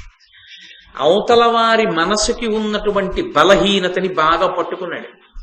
ధృతరాష్ట్రుడికున్న పెద్ద బలహీనత ఏమిటంటే, మహారాజుగా రాజ్యక్షేమం కోసం నిర్ణయం చేస్తావా, మహారాజులా మంచివాడిలా పైకి నటిస్తూ పుత్రవ్యామోహంతో కొడుకు కోసమని ఎంత ధర్మాన్నైనా బలిపెట్టేస్తావా అంటే, మహారాజుగా రాజ్యక్షేమాన్ని కోరి కొడుకుని మందలించలేక పైకి మంచివాడిలా ధర్మాత్ముడులా కనపడుతూ తన కొడుకు యొక్క ప్రయోజనం కోసం అంధుడై లొంగి పైకి మంచివాడిలా కనపడుతూ ఎంత ప్రమాదకరమైన పని చేయడానికైనా తెగిస్తాడు. అది ధృతరాష్ట్రుడి యొక్క లక్షణం. ఒక విధంగా చెప్పాలంటే దుర్యోధనుడి కన్నా ధృతరాష్ట్రుడు ప్రమాదకారి. ఎందుచేతనో తెలుసా? దుర్యోధనుడు చెడ్డవాడని తెలిసిపోతుంది. దుర్యోధనుడు చెడ్డవాడు కాడు అనడానికి ఏం ఉండదు. నేను చెడ్డవాడిని కాను అని వాడు చెప్పుకోడు. నాకు అసూయ ఉంది, పాండవులు వృద్ధిలోకి వస్తే నేను తట్టుకోలేను, నేను అన్నం తినలేనని చెప్తాడు. ధృతరాష్ట్రుడు అలా చెప్పాడు. నా తమ్ముడి కొడుకులండి, నాకెంత ప్రేమండి, వాళ్ళు నా బిడ్డలండి అంటాడు. కడుపులో రాచ పదవిని అడ్డుపెట్టి తమ్ముడి కొడుకుల రాజ్యాన్ని తన కొడుకులకి ఇప్పించడానికి ఎంత కుట్రయ్యకైనా సిద్ధపడతాడు. కాబట్టే అసలు మహాభారతంలో దుర్యోధనుడి కన్నా దుష్ట చతుష్టయం కన్నా అత్యంత ప్రమాదకరమైన వ్యక్తి ఎవరు అంటే ధృతరాష్ట్రుడు. ధృతరాష్ట్రుడు అన్నప్పుడు మీరు ఒక్క విషయాన్ని గుర్తుపెట్టుకోవాలి. కుటుంబాధిపతి అయినటువంటి వాడి ప్రధాన ధర్మమేమి? తప్పో ఒప్పో వాడు సరిగా అర్థం చేసుకొని చేసుకోకపోని, పిల్లలు సక్రమమైన మార్గంలో లేనప్పుడు వేలిలా చూపించి చెప్పగలిగిన ధైర్యం కుటుంబాధిపతికి కొరవడిపోతే, తండ్రి స్థానంలో ఉండి కొడుక్కి మాత్రమే ప్రయోజనం చెయ్యాలనుకున్నవాడు ఆ తండ్రి స్థానానికి పక్కన తాను ఎన్ని స్థానాలలో కూర్చోగలడో అన్ని స్థానాలని కొడుకు కోసం బలిపెట్టేస్తాడు. తాను ఒక కార్యాలయంలో అధికారి అయితే ఆ సమర్థతని కొడుకు అభ్యున్నతి కోసం బలిపెడతాడు. ఏమైనా చేస్తాడు కొడుకు కోసం. తాను సమాజంలో ఒక పెద్దరికంలో ఉంటే తన కొడుకు కోసం ఈ పెద్దరికాన్ని అడ్డుపెట్టి, ఈ పెద్దరికం అనేటటువంటి ముసుగులో ఎంత చిన్నతనానికైనా దిగజారిపోతాడు. మొట్టమొదట బలిపెట్టవలసింది ఏదైనా ఉంటే, తనను తాను పరిశీలించుకోవలసినది ఏదైనా ఉంటే, తన కడుపున పుట్టిన పిల్లలు వక్రమార్గంలోకి వెళ్ళిపోతున్నారని తెలుసుకున్నప్పుడు వాళ్ళకే చెప్పలేని వాడు లోకమునందు ఏ ఇతర స్థానమునందు కూర్చుని చెప్పడానికి అధికారమును పొందలేడు. వాడు సమాజమునకు ప్రమాదకారి. వాడు దెబ్బతింటాడు, లోకాన్ని దెబ్బతీస్తాడు. సంతానము మీద ప్రేమ ఉండడం తప్పు కాదు, సంతానం మీద వ్యామోహం ఉండడం, సంతానం ఏది కోరినా ఎంత అధర్మ మార్గంలో వెళ్ళిపోతున్నా నా బిడ్డ అన్న భావనతో ధర్మాన్ని చెప్పకపోవడం మాత్రం కొడుకు ఏమైపోతాడో నాకు తెలియదు, కానీ ఆ స్థానంలో కూర్చున్న తల్లిదండ్రులు మాత్రం భ్రష్టులైపోతారు. దానికి ప్రత్యక్షమైన ఉదాహరణ ధృతరాష్ట్రుడు. అలా చెప్పే ధైర్యం లేనప్పుడు ఆ తండ్రితనం చచ్చిపోయినట్టు.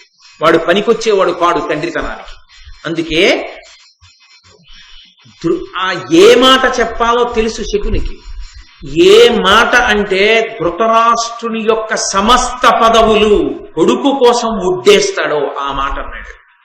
ఇద్దరూ వెళ్ళారు. దుర్యోధనుడు తండ్రి పాదాల దగ్గర కూర్చుని నమస్కారం చేశాడు. ఎరా నాయనా దుర్యోధన ఇలా వచ్చావు అన్నాడు. శకుని చెప్పాడు జవాబు. ధృతరాష్ట్రుడితో అన్నాడు, నీ కొడుకు కృషించిపోయాడు, కళావిహీనుడైపోయాడు, కనుక్కో ఎందుకో అన్నాడు. ఈ మాట చాలు ధృతరాష్ట్రుడికి.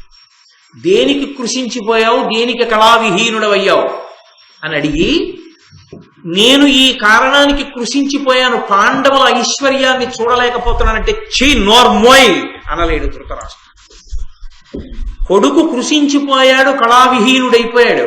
ఇప్పుడు ఏది వస్తే తనకున్న దాని చేత కాదు, ఇతరులకున్నది తనదైతే కొడుకు సంతోషిస్తాడో అది ఏదైనా, ఎంత అధర్మమైనా, తన రాచ పదవిని అడ్డుపెట్టైనా కుతంత్రంతో చేస్తాడు ధృతరాష్ట్రుడు. ఇది తెలుసు శకునికి. అక్కడొచ్చింది ప్రమాదం.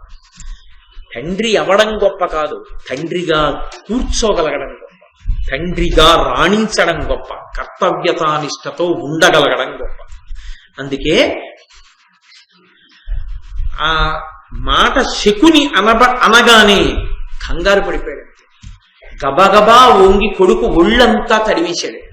తడివేసి కౌరవైశ్వర్యంబు గౌరవంబున సమర్పితమయ్య నీయంద పేర్మితోడ అనుజులు మిత్రులు అనుచరులను నీకు ప్రీతులు కాని అప్రియులు లేరు, వివిధ భోగముల్ దివిజేషణము గల అట్టుల కలవు నీకనుభవింప, సకల భూపతులు బాయక భక్తియుక్తులై ఒలసి నీ పనుపు చేయుదురు, పేర్మినేమి కొరతయ్యే ఇట్లు డయ్యను తనుఛాయ తరిగియుండ, సకల ధరణి రాజ్య భోగ సుఖ పరాన్ముఖత్వము పొంద, ఏల నీకు కురుకులీశ్వరుండ. అది కొడుకుని పిలిచినటువంటి సంబోధన. ఒక తండ్రి కొడుకు కృషించిపోయి కళావిహీనుడవై అయ్యాడంటే ఎందుచేతరా అని ఒక మాట అంటే చాలు. నా నానికి ఇన్నున్నాయి కదరా అన్నాడంటే ఆ కొడుకు ఎప్పుడూ ఏవి కోరుకుంటాడో, ఏదో లేదని ఏడుస్తున్నాడు, నీకు ఇంకా ఏది లేదు నాన్న అని అడిగినట్టేనా?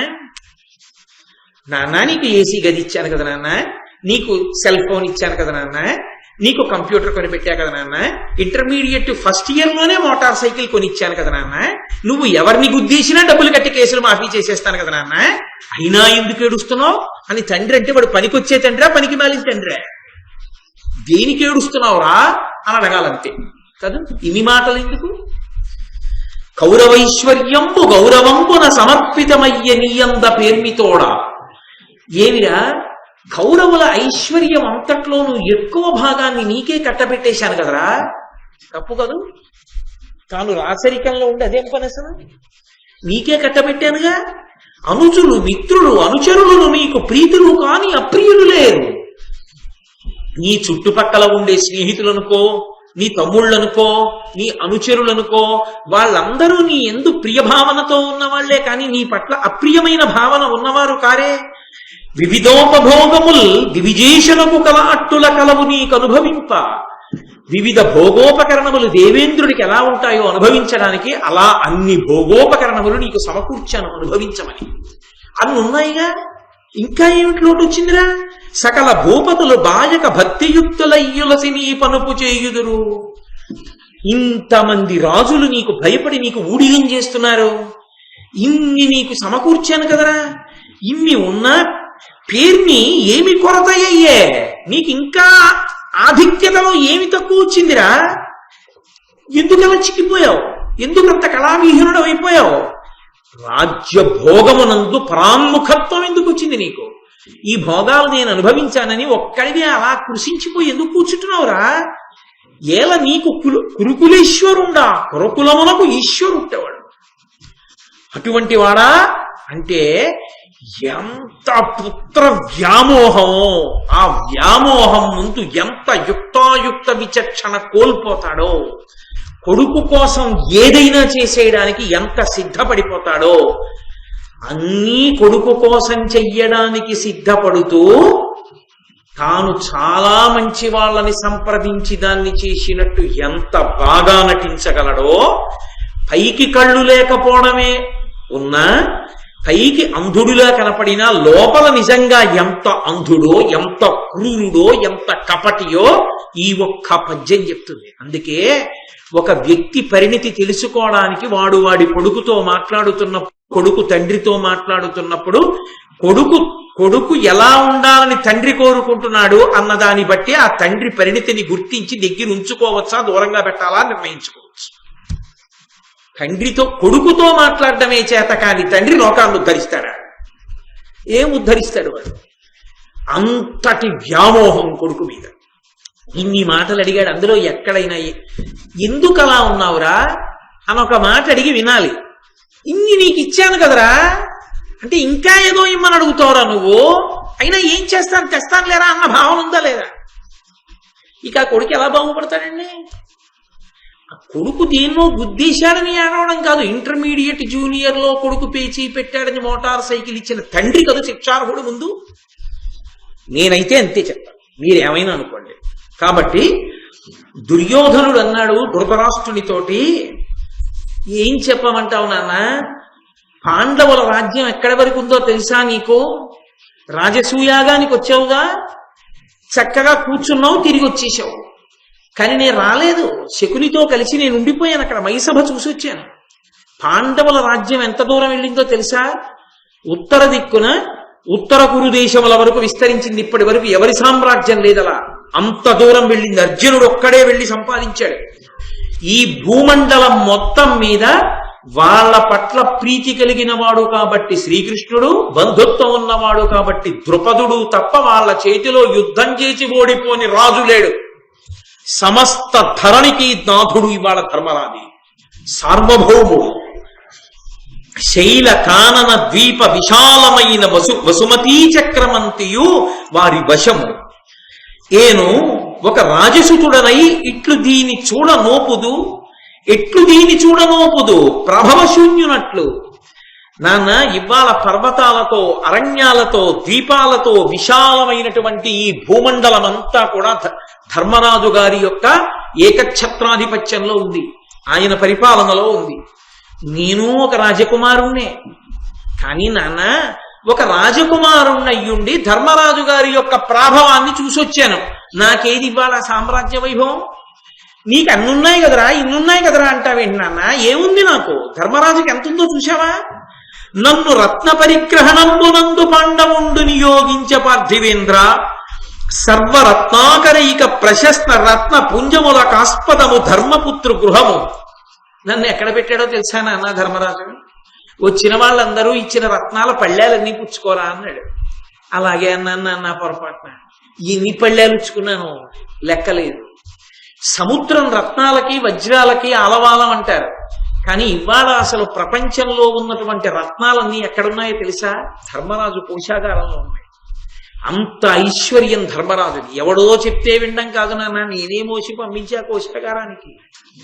నాకెంత బాధగా ఉంటుంది. ఎందరు రాజులు, ఎన్ని పదార్థాలు, పెద్ద చిట్టా చెప్పాడు. వాడు ఏనుగులు తెచ్చాడు, వీడు గుర్రాలు తెచ్చాడు, వాడు రొట్టిపిట్టలు తీసుకొచ్చాడు, వీడు సుగంధ ద్రవ్యాలు తీసుకొచ్చాడు, వీడు పట్టుబట్టలు పట్టుకొచ్చాడు, వాడు భూషణాలు పట్టుకొచ్చాడు, వీడు బట్టలు పట్టుకొచ్చాడు. నాన్న, ఎంతమంది ఎన్ని పట్టుకొచ్చి ఎక్కడెక్కడ ఏ విశేష వస్తువులు ఉన్నాయో అవన్నీ ధర్మరాజుకి సమర్పించారు నాన్న. భావి పురాతనజ్యతన పార్థివ లక్ష్ములు పాండవేయు లక్ష్మీ విభవంబుతోడనుపమింప సమంబులు కావు. అశేష రాజావళిలోన నచ్చధికులైన సపత్నుల పేర్మి చూచి ఏ జూబె సహింపనోపక కృషుండ వివర్ణుడనైతి నెంతయున్. నాన్న, ఈ భూమండలాన్ని ఏలినటువంటి పూర్వపు రాజులు ఎవ్వరూ కూడా ఇంత ఐశ్వర్యవంతులు కారు. అంత గొప్ప ఐశ్వర్యవంతుడైపోయినటువంటి ధర్మరాజు ఆ పాండవుల యొక్క ఐశ్వర్యాన్ని చూసి, నేను ఇలా చిక్కిపోయాను నాన్న, ఇలా కృషించిపోయాను నాన్న, అసూయతో నాకు నిద్ర పట్టట్లేదు నాన్న అన్నాడు. బయటపడిపోయాడు. ఉన్నది ఉన్నట్టు చెప్పేశాడు. వాడు చెడ్డవాడైనా వాడి దగ్గర ఉన్న మంచి లక్షణం. నేను చెడ్డవాడిని, ఇంకోడికి ఉంటే నాకు నిద్ర పట్టదు. నాకుందని నేను నిద్రపోవడం కాదు, ఇంకోడికి ఉంటే నిద్రపోలేను. కాబట్టి నాన్న నాకు నిద్ర పట్టట్లేదు, నా రంగు తరిగిపోయింది అన్నాడు. ఇంకో విషయం తెలుసా నాన్న, ఉందని ఏడవడం కాదు నాన్న, వాడు పెట్టిన దానికి ఏడుస్తున్నాను. ఎంత పెట్టాడో తెలుసా? 1,00,000 భూసురోత్తములు కుడిచిన మొనసి తనకు తాన మ్రోయు శంఖంబు ఒక్క నిమిషమేనియుడుకక మ్రోసే అయ్యధ్వరోత్సవంబునందు అన్నినాళ్ళు. 1,00,000 మంది బ్రాహ్మణోత్తములు భోజనం చేస్తే శంఖం మోగుతుందోసారి. ఆ యజ్ఞం జరిగినన్నాళ్ళు ఆగకుండా శంఖం మోగుతూనే ఉంది. అంటే ఎన్ని లక్షల మంది బ్రాహ్మణోత్తములు అన్నం తిని ఉంటారు అక్కడ. అంతమందికి పెట్టాడు నాన్న. ఏం చెప్పమంటావు, అవన్నీ చూశాను నా కళ్ళతో. ఎంత ఐశ్వర్యం, ఎంత దాచాడు, ఎంత పెట్టాడు, అయినా తరగలేదు. ఇంత ఐశ్వర్యమా? ఎంత ఏడుస్తున్నాడో చూడండి. అందుకే గుమ్మడికాయలు దృష్టి తీస్తే పోతుందండి ధర్మరాజుకి.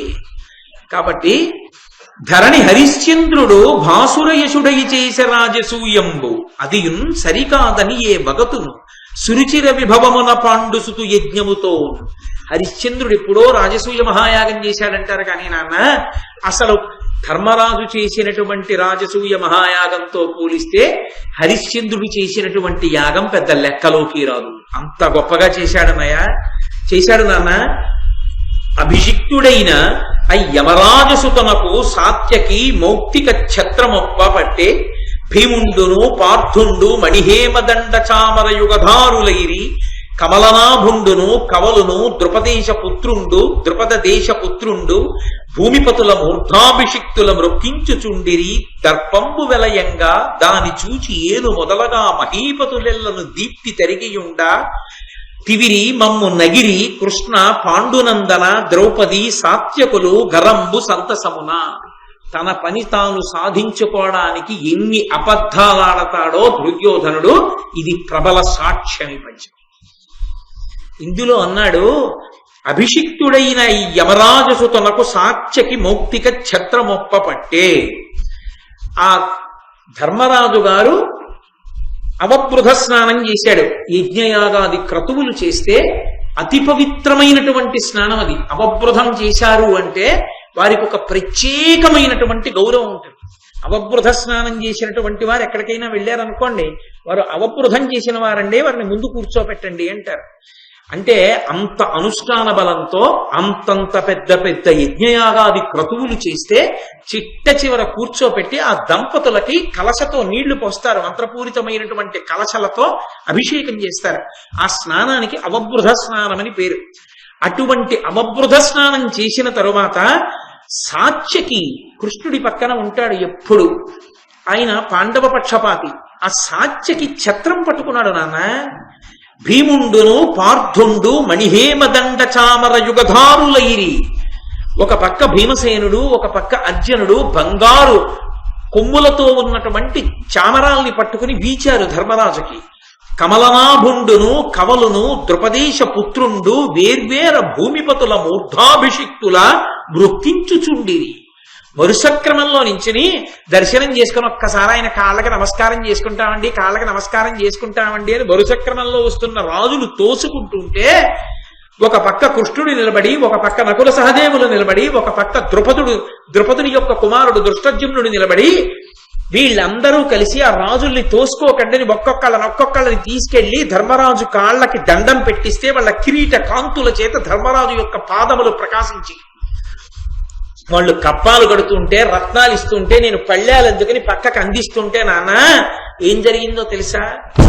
నేను అదంతా చూసి చాలా బాధ కలిగి నా ముఖంలో కాంతి తిరిగి నేను పక్కన నించుంటే, కావాలని నన్ను చూసి కృష్ణుడు, పాండునందనుడు అంటే పాండవులు, ద్రౌపదీదేవి, సాత్యకి వీళ్ళందరూ కలిసి మొక్కిస్తూ ఉండడం, నా వంక చూసి నవ్వుతూ ఉండడం. అలా నవ్వారు నాన్న.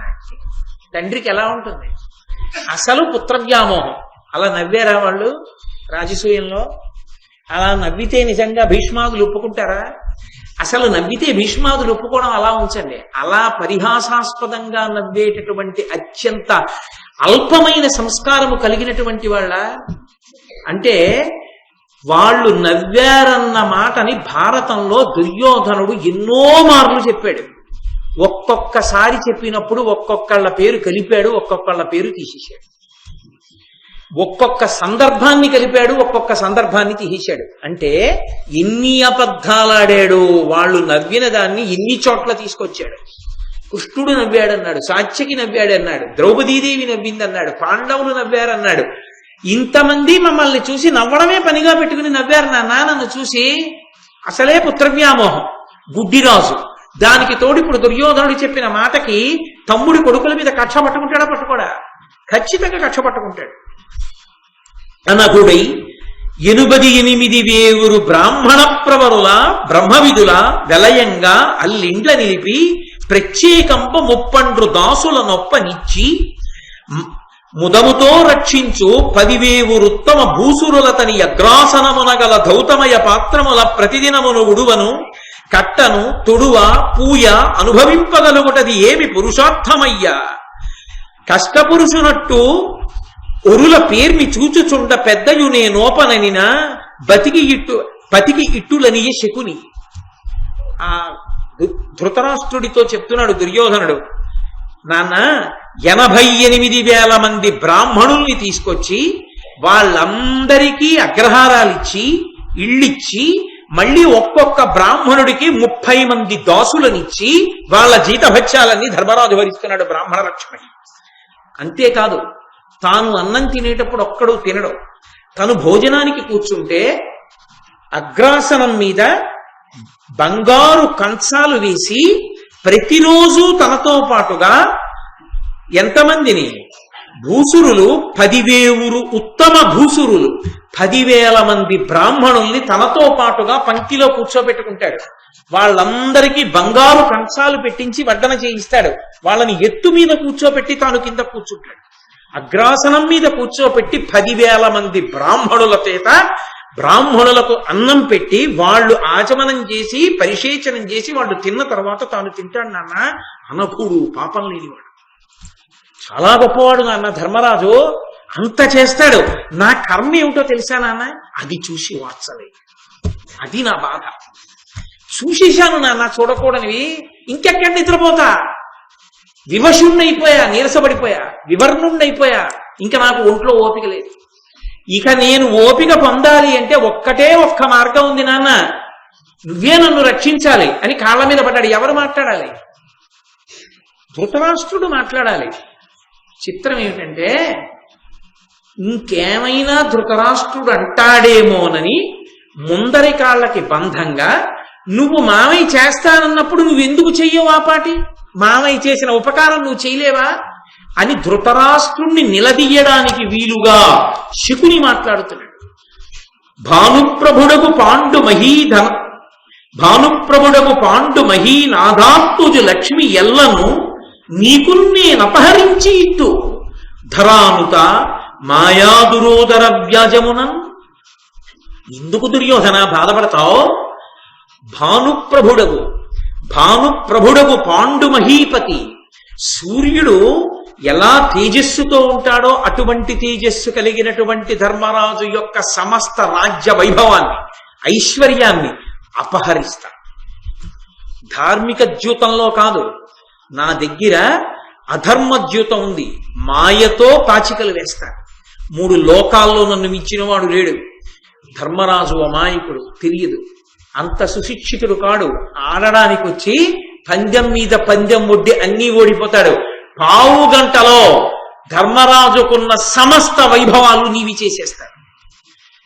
ఎందుకు బాధపడతావు దుర్యోధన అన్నాడు. అంటే ఇప్పుడు పాండవులకు అంత ఐశ్వర్యం ఉందని వీడు ఏడిస్తే వీడికి ఉన్నదాన్ని ఎలా రక్షించమంటే చెప్పగలను, కానీ వాళ్ళది పట్టుకొచ్చి వీడికి తెచ్చి పెట్టమంటే పాండవుల పరాక్రమం ఏమిటో ధృతరాష్ట్రుడికి తెలుసు. ఎలా తీసుకొస్తాడు? తీసుకురాలేడు. పరిష్కారం ఏమిటో శకుని చెప్తున్నాడు. ఇప్పుడు అయితే మామయ్య చెప్పినట్టు చేయరా అంటే ఏం చేయాలి? ధృతరాష్ట్రుడు జూత క్రీడకు ఆహ్వానించాలి. తానలా ఆహ్వానిస్తే 10 మంది ఏమంటారు? పెద్దనాన్నవి, రాజ్యం ఏలుతున్న వాడివి, దుర్మార్గుడివి, అలా తమ్ముడి కొడుకుల్ని పిలిచి మాయాజూతంలో ఓడించచ్చా అని అడగారు. తాను మంచివాడిలా ఉంటూ పని చెయ్యాలి. అందుకని ఇప్పుడు ధృతరాష్ట్రుడు అన్నాడు దుర్యోధనుడితోటి, ధీరమతి విదురుతోడ విచారింతం, వాడు నయవిశారదుడు, కళాపారగుడు, దీర్ఘదర్శి, అపార హితారంభుడు, ఉభయపక్షంబులకు అలాగే అనలేదు. అనకుండా చాలా వివేకం కలిగినటువంటి వాడు విదురుడు. అతన్ని సంప్రదిస్తాడు. వాడు నయవిశారదుడు, నీతిశాస్త్ర కోవిదుడు, కళాపారగుడు, అన్నీ తెలుసున్నవాడు, దీర్ఘదర్శి, దూరదృష్టితో ఆలోచిస్తాడు. అపార హితారంభుడు భయపక్షంబులకు, రెండు పక్షాలకి కూడా హితం కావాలని కోరుకునేవాడు. ఆ విదురుడితో నేను ఆలోచిస్తాను, ఆలోచించి నీకు చెప్తానన్నాడు. ఎందుకు విదురుడితో ఆలోచించడం? విదురుడు మహాధర్మమూర్తి. అంతటి ధర్మమూర్తి అయినటువంటి విదురుడు ఈ అక్రమాన్ని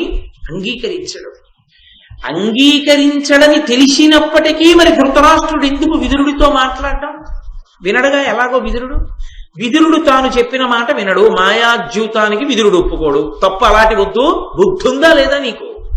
వాళ్ళకి పెద్దనాన్నవి అటువంటి పనులు చెయ్యొచ్చా? మాయాద్యూతం ఏమిటి? పిల్లల మధ్య చిచ్చు పెడతావా? తప్పు, అలాంటి పనులు చేయకూడదు నువ్వు అంటే ఊరుకుంటాడా? అలా ఊరుకునేవాడైతే ఆ బుద్ధేదో తన కొడుక్కి తాను చెప్పద్దా?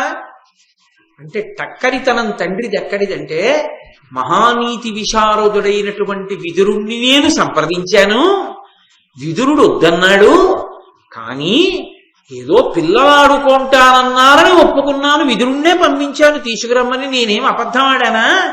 జూదం ఆడుకుందరు గాని కాసేపు కొత్తగా సభ కట్టాను రండిని చెప్పి నేను పిలుపుకి ఆహ్వానానికి పంపించింది విదురుణ్ణే కదా, విదురుడే కదా వెళ్ళి మాట్లాడాడు అని విదురుణ్ణి తీసుకొచ్చి సన్నివేశంలోకి దింపితే తాను మంచివాడన్నట్లుగా కనపడచ్చు. దుర్యోధనుడు ప్రమాదకారా, ధృతరాష్ట్రుడు ప్రమాదకారా? నేనందుకుని విదురుడితో మాట్లాడి నీకు చెప్తానన్నాడు. దుర్యోధనుడు అన్నాడు, పాండుపుత్రులకెప్పుడు పక్షపాతి విదురుడని చెప్పతొల్లియు విందు, దీని నెరిగి వారించుగాన అతడేల శకుని కైతవంబున కొడబడు కౌరవేంద్ర. ఎప్పుడూ విదురుడు పాండవ పక్షపాతి. వీడు పాండవ పక్షపాతి అంటాడు కానీ పాండవులు ధర్మమనందున్నారు, విదురుడు ధర్మపక్షపాతి. అందుకని విదురుడు పాండవుల పక్షాన మాట్లాడినట్టే కనిపిస్తుంది. పాండవుల పక్షాన మాట్లాడతాడు. అటువంటి విదురుడితో మాట్లాడి నువ్వేం నిర్ణయం చేస్తావు? మాయాద్యూతానికి పిలిపించగలవాలని విదురుడు ఒప్పుకుంటాడా? విదురుడితో మాట్లాడతానంటావేంటి? దీని ఒడబడవేని నీడ ఈ క్షణమా సర్వభక్షుచే భక్షితుండనగుదను, తెల్లమేనెట్లయినా వగపు దక్కి విదురుడును నీవు ఉండు ముదముతోడ. నువ్వు మహారాజువి, మంత్రి విదురుడు, ప్రతిదానికి మంత్రిని సంప్రదించాలా? నువ్వు నిర్ణయం చేయలేవా? నీ కొడుకు కోసం మాత్రం పిలవలేవా? ఇంత కష్టపడి మేనమామ ఓడించి అన్ని ఇప్పిస్తానంటున్నాడుగా, ఏ ఆహ్వానం పలకడానికి ఏం రాజుగా? అది కూడా చేయవా ఉపకారం తండ్రిగా? సరే అయితే ఓ పని చెయ్యి, నీకు విదురుడేగా ఎక్కువ, నువ్వో విదురుడు ఉట్టి కట్టుకుని ఊరేగండి, నేను ఇప్పుడే అగ్నిహోత్రంలో దూకి చచ్చిపోతాను, నేను వెళ్ళిపోతున్నాను. కొడుకు కోసం ఏమైనా చేసేస్తాడు కదా, చస్తే చావు అనమన్నాడు విదురుడు. వాడొక్కడిని వదిలి దరిద్రం వదిలిపోతుంది. మిగిలిన కొడుకు లేరు 99 మంది, నీకు ఒక్కడే కొడుక. వాడొక్కడు చచ్చిపోతే కోట్ల మంది బతుకుతారు, వాడొక్కడు బతకాలని కోరుకుంటే కోట్ల మంది చచ్చిపోతారు. దౌర్భాగ్యుడు, వాడిని వదిలేయి అన్నాడు. అలా ధృతరాష్ట్రుడు అనలేకపోయాడు. అక్కడ వచ్చింది పుత్రవ్యామోహం. కొడుకు అనేటప్పటికీ ఒరే తప్పురా, అలా ఉండకూడదు అనడు సరికదా. అదే వ్యామోహంతో ప్రవర్తిస్తూ చాలా ధార్మికంగా ప్రవర్తించినట్లు నటిస్తాడు.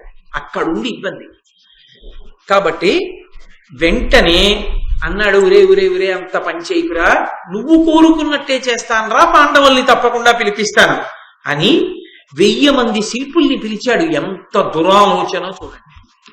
1000 మంది శిల్పుల్ని పిలిచి అనేక ద్వారాలతో అద్భుతమైనటువంటి సభా నిర్మాణం చెయ్యండి అని వాళ్ళని ఆజ్ఞాపించి వలవల ఏడిచాడు. ఒరే కొడకా, నువ్వు అటువంటి పని చేయకురా, నువ్వు లేకపోతే నేను ఉండలేను రా అని. అంటే అక్కడ మహిసభా నిర్మాణం జరిగింది. రాజసూయానికి వీళ్ళని పిలిచారు. వాళ్ళని పిలవడానికి హేతు ఏమిటి? ఏదో ఒక హేతు ఉండాలిగా.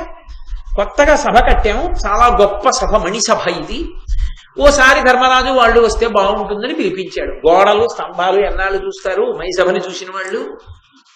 అందుకని ఏం చెయ్యొచ్చు? ఇంత గొప్ప సభ అలా చూస్తూ కాలక్షేపం ఉత్తిరే ఏం కూర్చుంటాం, కాసేపు జూదం ఆడుకుందాం అనొచ్చు. తర్వాత అన్న తర్వాత కావలసినవన్నీ చేయొచ్చు. అందుకని దానికి పిలుపుకొక ప్రాతిపదిక కోసం మంటప నిర్మాణం చేశాడు సభ. అందుకు పిలిచాడు 1000 మంది శిల్పుల్ని. తన కొడుకు కోసం ఎంత దురాలోచనైనా చెయ్యగలడు. తమ్ముడి కొడుకులు తన కొడుకులే అయినా అన్నగారు, తమ్ముడు చనిపోయాడు, అన్నగారై ఆ బిడ్డల్ని రక్షించవలసినటువంటి వాడు ఎంత దుర్మార్గుడై ఆలోచిస్తున్నాడో చూడండి. మనసుకి నియంత్రణ లేకుండా ఉండాలి కానీ తన మీద తనకి అదుపు లేకుండా పోవాలి కానీ మనిషి ఎంతకైనా తెగించగలడు అని విదురుణ్ణి పిలిచి, ఇలా మాయాద్యూతంలో గెలవాలనుకుంటున్నారు, శకుని ఆడతాడు, నువ్వు వెళ్ళి పాండవుల్ని తీసుకురావాలని చెప్పాడు. విదురుడితో మాత్రం నిస్సందేహంగా చెప్పేస్తాడు, విదురుడితో మాట్లాడతాడు. మంత్రి కాబట్టి విదురుణ్ణి పిలిచి చెప్పాడు. విదురుడు అన్నాడు, ఇట్టి కార్యమునకు నే నమస్యంబు ఒడంబడంగనోప ఉక్కిమమున సుతులతోడ ఏల సుతులకు భేదంబు చేయ గడచితివి ఇతియు జట్టయనక. నీకు బుద్ధుందా? మాయాద్యూతానికి నేను వెళ్ళి తీసుకురానా పాండవుల్ని? పిల్లలకి చిచ్చు పెడతావా? పెద్దనాన్నవి నువ్వు ఉన్నావా? పాండుపుత్రులకి నీ పుత్రులకి సయోధ్య కుదిరేటట్టుగా చూడాలి, అందరూ అన్నదమ్ముల్లా బతికేటట్టు చూడాలి. కానీ ఏమి నీ పెద్దరికం కాల్సనా? ఏమిటి జూదమాడించడం ఏమిటి పిల్లలతోటి? నేను ఒక్కనాటికి ఒప్పుకోని జూదాన్ని. వలసి నీ పుత్రులెల్లా ఉండురలతోడ ఎట్లొడంబడియుందురు అట్లు చేయవలయం తమలోన జూదంబు వాదునగుట కలహ మూలంబ ఇట్టి శాంతులకునైనా. ఒకసారి జూదమాడడానికి అన్నదమ్ములే కూర్చున్నా మొట్టమొదట వాదన ప్రారంభం అవుతుంది. వాదన కలహం కింద మారుతుంది, కలహం యుద్ధం కింద మారుతుంది.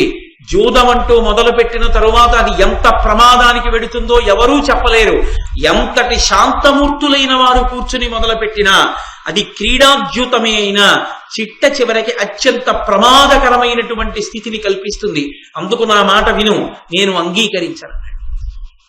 అది ధృతరాష్ట్రుని యొక్క నయవంచన అంటే అక్కడ ఉంది.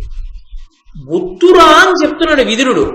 ఏమీ ఎరగని వాళ్ళ ధృతరాష్ట్రుడు అన్నాడు, పుత్రులకేల భేదమగు భూనత ఏనును నీవు జాహ్నవీపుత్రుడు నుండగా అహితమున్ భయమున్ దొరకొన్నే నాకు నా పుత్రులకున్ ప్రసాదకృత బుద్ధులు వెల్పులుగాన దీనికిన్ మిత్రనిధి ఒడంబడుము మిన్నక సంశయమంద నీటికి. మహామంత్రి విదురుడు మంత్రి అని పిలవలేదు, మిత్రనిధి అన్నాడు. ఓ స్నేహితుడా, చిన్న బాధ అర్థం చేసుకోనా, బలహీనత నీకు తెలుసు కదా అని దాని అర్థం ఎక్కువ వాదన పెట్టకు దీని మీద అని. పుత్రులకేల భేదమగు భూనుత ఎందుకు వస్తుంది కొడుకుల మధ్య వైరం? భలేవాడివే, ఏనును నేను లేను, నేనున్నానన్నవాడు ఏం చేశాడో చూద్దురు గాని. నిజంగా ద్యూతం జరిగినప్పుడు నేనున్నానన్నవాడు ద్రౌపదీదేవి ఏడుస్తూ మామగారి దగ్గరికి వచ్చి నిలబడితే ఏమీ వినపడి వాళ్ళ నిల్చున్నాడు, చీరలు ఒలిచేస్తుంటే. కాబట్టి నేను లేను, నీవు లేవు, నీవు జాహ్నవీపుత్రుడు ఉండగా గాంగేయుడు భీష్మాచార్యుల వారు లేరు, నేను నువ్వు భీష్ముడు కూర్చుండగా పిల్లలు దెబ్బలాడుకుంటారా? హాయ్ అంటే ఊరుకోరు, అంత ఊరుకునే కొడుకు తన కొడుకు తెలియదు. కాబట్టి అహితమున్ భయమున్ దొరకొన్నే, జరగకూడనిది భయంకరమైనది జరుగుతుందా? నాకు నా పుత్రులకు ప్రసాదకృత బుద్ధులు వెల్పులుగాన, నాకు నా పుత్రులకి దేవతలు ఉన్నారయ్యా, వాళ్ళు ఎప్పుడు రక్షిస్తూ ఉంటారు. ఎంత మంచి బుద్ధి ఉన్నవాడో కదూ రక్షించడానికి. దీనికి మిత్రనిధి ఒడంబడమో, స్నేహితుడా ఒప్పుకోవయా, వెళ్ళి ఆ ధర్మరాజుని పాండవుల్ని తీసుకురావయా జూదం ఆడడానికి. కాసేపు వాళ్ళు క్రీడాజూతం ఆడుకుంటారు, పిల్లలు కాలక్షేపానికి ఆడుకుంటారు. అంటే అది కర్తవ్యతానిష్ట. అంటే తాను చెప్పవలసినది చెప్పేశాడు. మంత్రిగా తన కర్తవ్యం తాను చేస్తాడు. ప్రభు ఆజ్ఞ, మహారాజు వెళ్ళి తీసుకురమ్మన్నాడు.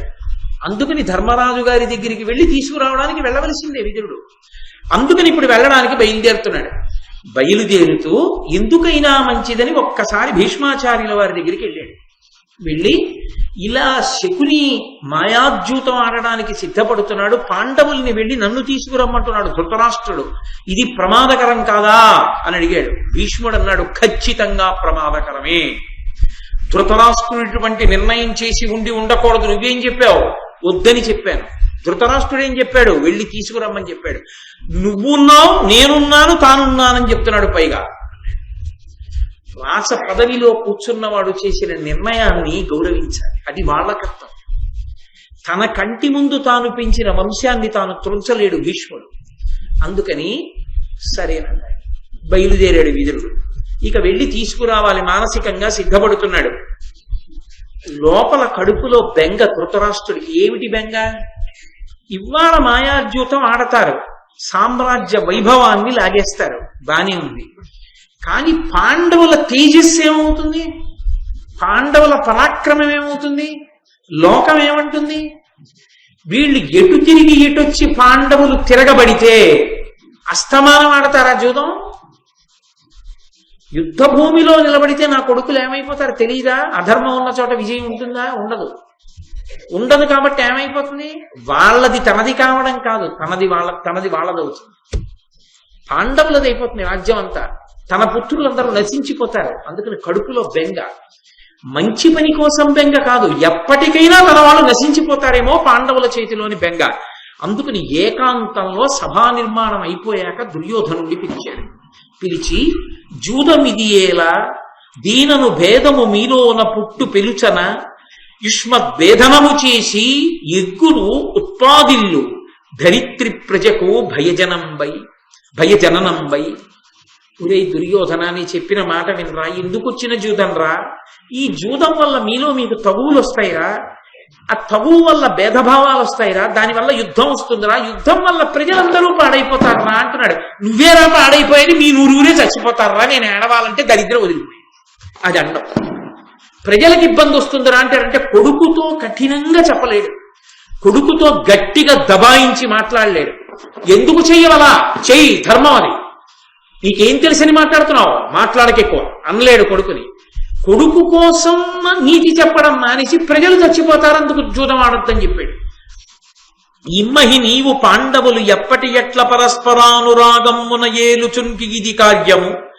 పాండవలక్ష్మి నీకు అసహ్యం మననేలా వంచనం పరార్థ పరిగ్రహ బుద్ధి చేసి పాపమ్మవు పాపకారులకు బాయు నవస్యము అర్థధర్మములు. ఇక్కడ తేలేడు. ఊరే, ఎప్పట్లా నువ్వు పాండవులు కలిసి ఉండి ఎవరి సామ్రాజ్యం వాళ్ళు పాలించుకుంటే గొడవ వదిలిపోతుందిరా, ఈ భోగాలైనా దక్కుతాయిరా. పాండవ లక్ష్మి పట్ల నీకు ఎందుకంత అసూయ? వాళ్ళ కుండ నియోగిస్తావు ఏమిట్రా? నీకున్న దానికి సంతోషించడం మానేసి. ఇప్పుడు నీకున్నది సంతోషిస్తే నీకు ఉన్న దాంట్లో పోతోందంటే పోకుండా చూడటం సాధ్యం. ఇంకోటి కుంది ఆడిది నీకు తెచ్చేయమంటే ఎలా సాధ్యం రా? వాళ్ళు పౌరుష పరాక్రమవంతులు, వాళ్ళు అది తీసుకొచ్చేయమంటారు ఏంటి? తప్పు కదురా. మాయాజూతంలో తేవడం అది పాపం. పాపం ముందు ధర్మం ముందు పాపం నిలబడదు. దానివల్ల చివరికి పాపకారులకు బాయు నవస్యము అర్ధధర్మముల్. అర్థము ధర్మము రెండు పోతాయిరా మనకి. అందుకని నా మాట విను, వద్దు అటువంటి పని చేయకన్నాడు. అంటే దుర్యోధనుడు అన్నాడు, ఇమ్ముల ధర్మజుతో జూతమ్మాడగ కంపనాకు ధరణీశ్వర యజ్ఞం మదియ సమస్త ఐశ్వర్యముల వడయగనుపాయం అభిమత బుద్ధి. నాన్న మాయాజ్యూతం అంటావేంటి నాన్న? మాట్లాడితే నా దృష్టిలో అదేమిటో తెలుసా? ధర్మరాజు గారి యొక్క సమస్త ఐశ్వర్యాన్ని నేను లాగేసుకోవడానికి అదొక యజ్ఞం. లోకంలో ఆ యజ్ఞం చేస్తే ఆ యజ్ఞము వలన సమస్త కామ్యములు ఈడేరతాయి. ఎందుకని? వేదం ఒక మాట చెప్పింది, శ్రీయమిచ్చేత్ హుతాశన. అగ్నిని ఆరాధిస్తే సమస్తమైన కోరికలు తీరుతాయి. అగ్నిముఖంగా దేవతలకి హవిస్సులు ఇస్తే అగ్ని ప్రీతి చెంది ఆ చిట్ట చివర పూర్ణాహుతి అయిపోయిన తర్వాత రక్ష పెడతారు. ఆ పూర్ణాహుతి అయిపోయిన తర్వాత ఆ అగ్నిహోత్రుని యొక్క అనుగ్రహం చేత సమస్తమైన ఐశ్వర్యములు కలుగుతాయి. నాన్న నాకు యజ్ఞం ఏమిటో తెలుసా? మాయాజ్యూతమే. ఆ యజ్ఞము వలన నేను పాండవ లక్ష్మిని పొందుతాను. అందుకని ఆడవలసింది. పెద్దలు హీనత పొందిరి తద్దియు హీనులు సమృద్ధి దనవిరి నియమం పెద్ది విధి యోగమునకో హృద్దర్పోన్నతులు చూచి ఎట్లు సహింతును. సుహృద్దర్పోన్నతులు చూచి ఎట్లు సహింతును. అది విచిత్రం ఏమిట? పెద్దలు హీనత పొందిరి తద్దయు హీనులు సమృద్ధి తనవిరి నియమం పెద్ది విధియోగమునకు. బ్రహ్మగారికి బుర్ర లేదు నాన్న. పనికి మాలిన వాళ్ళకి ఐశ్వర్యమా? ఇంత గొప్పవాణ్ణి నాకు ఐశ్వర్యం తక్కువైపోవడమా, పాండురాజులు ఎక్కువడం వల్ల కదా నాది తక్కువైపోయింది. అసలు బ్రహ్మగారికి తలకాయ ఉందా? 4 తలకాయలు ఉన్నాయి కానీ అలా రాస్తాడా ధర్మరాజు నుదుటన? నాన్న, నేను నీతో ఒక మాట చెప్తాను. అది ఆ విధి వియోగమునకు అసుహృద్దర్పోన్నతులు చూచి ఎట్లు సహింతును, అది నాకు ఎట్టి పరిస్థితుల్లోనూ కూడా ఆమోదయోగ్యం కాదు. పాండవుల ఐశ్వర్యాన్ని నేను హరించవలసిందే. పరమ సుఖోపాయంబున పర సంపద చేకొనంగబడునేమి నరేశ్వర, అంతకంటే మిక్కిలి పురుషార్థం వెద్దియుండు భూనాథులకున్. మీరిందుల కందురుజను దేరగనే ఉండితిని సభ చూడన్, దారుడినట్టి అపూర్వ సభారచనలు వినగా చూడబడ ఎవ్వరి చేతన్. నాన్న, అన్నిటికన్నా రాజు ఆలోచించేది ఏమిటంటే ఎంత సులభమైన ఎంత తేలికైన ఉపాయం చేత అవతల వారి యొక్క ఐశ్వర్యాన్ని మనం కబడించవచ్చని ఆలోచిస్తాడు. ఇంతకన్నా సులభమైన ఉపాయం ఏముంది నాన్న? ఓ యుద్ధమా, ఓ కత్తె, ఓ గద, ఏం కావాలి? అలా కూర్చుని పాచికలు విసిరితే చాలు, పాండవ లక్ష్మంతా అవుతుంది. నీకేముంది నాన్న? యజ్ఞం జరిగినంతసేపు ఉండి వెనక్కి వచ్చావు, నేను తీసుకొచ్చా మైసభ. ఎంత గొప్పగా ఉందో తెలుసా? అది అసలు అటువంటిది చూడలేదు, వినలేదు. కాబట్టి నాన్న, ఇది జరగవలసిందే ఈ సభ అంటే.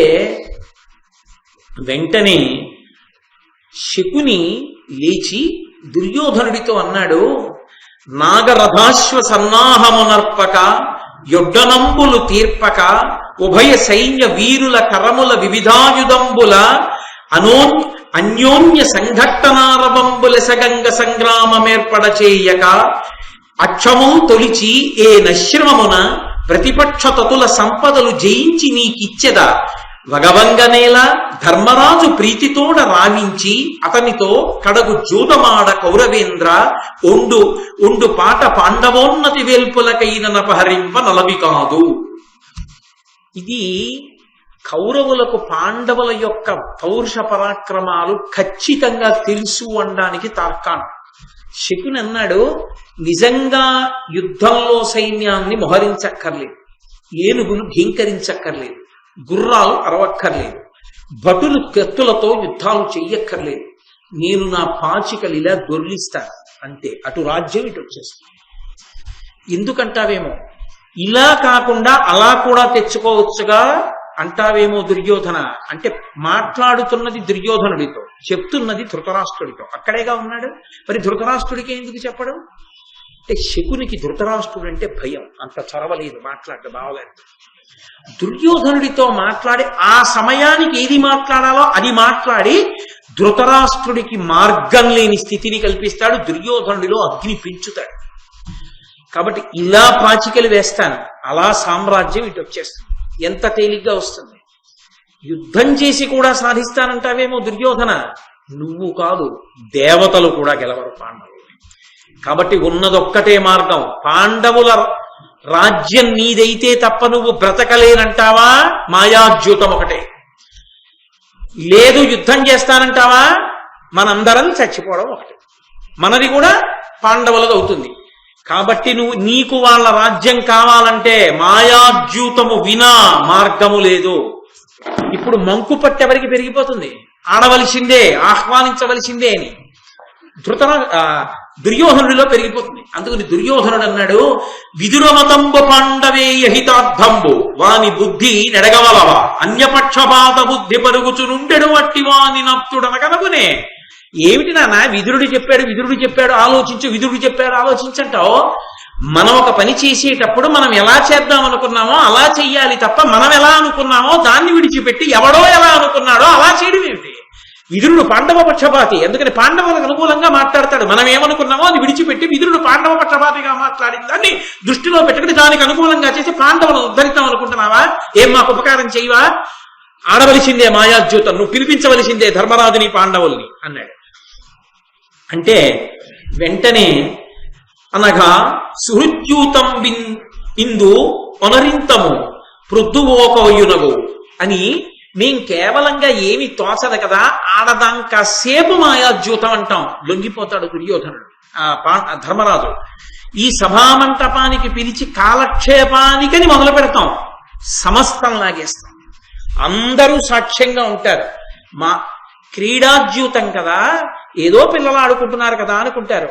అకస్మాత్తుగా పందాలు ఒడ్డి అన్నీ లాగేస్తాం. అందరూ తేరుకునే లోపల పాండవ లక్ష్మి మాది. కాబట్టి నాన్న, నీకు వేరొక మార్గం లేదు, నువ్వు అంగీకరించవలసిందే అన్నాడు. అన్న తరువాత ఒక చమత్కారం జరిగింది. ఏమిటా చమత్కారం అంటే, ధృతరాష్ట్రుడు వెంటనే విదురుడికి కబురు చేశాడంటే ఇంక దుర్యోధనుడి యొక్క ప్రణాళికని పరిపూర్ణంగా సమ్మతించాడు. సమ్మతించి విదురుణ్ణి పిలిచి, అనుపమ రత్న కాంచన చయాంచితమీ సభ, దీని దర్శనం తను అనగుండు, తాను తన తమ్ములు ఇందులకేగుదించి చూచినా కడు సంతసంబగు విశిష్ట జనస్తుత, నీవు వాని తోడ్కుని చనుదెమ్ము భూసర సుఖం బుధబంధు జనాను రంజను.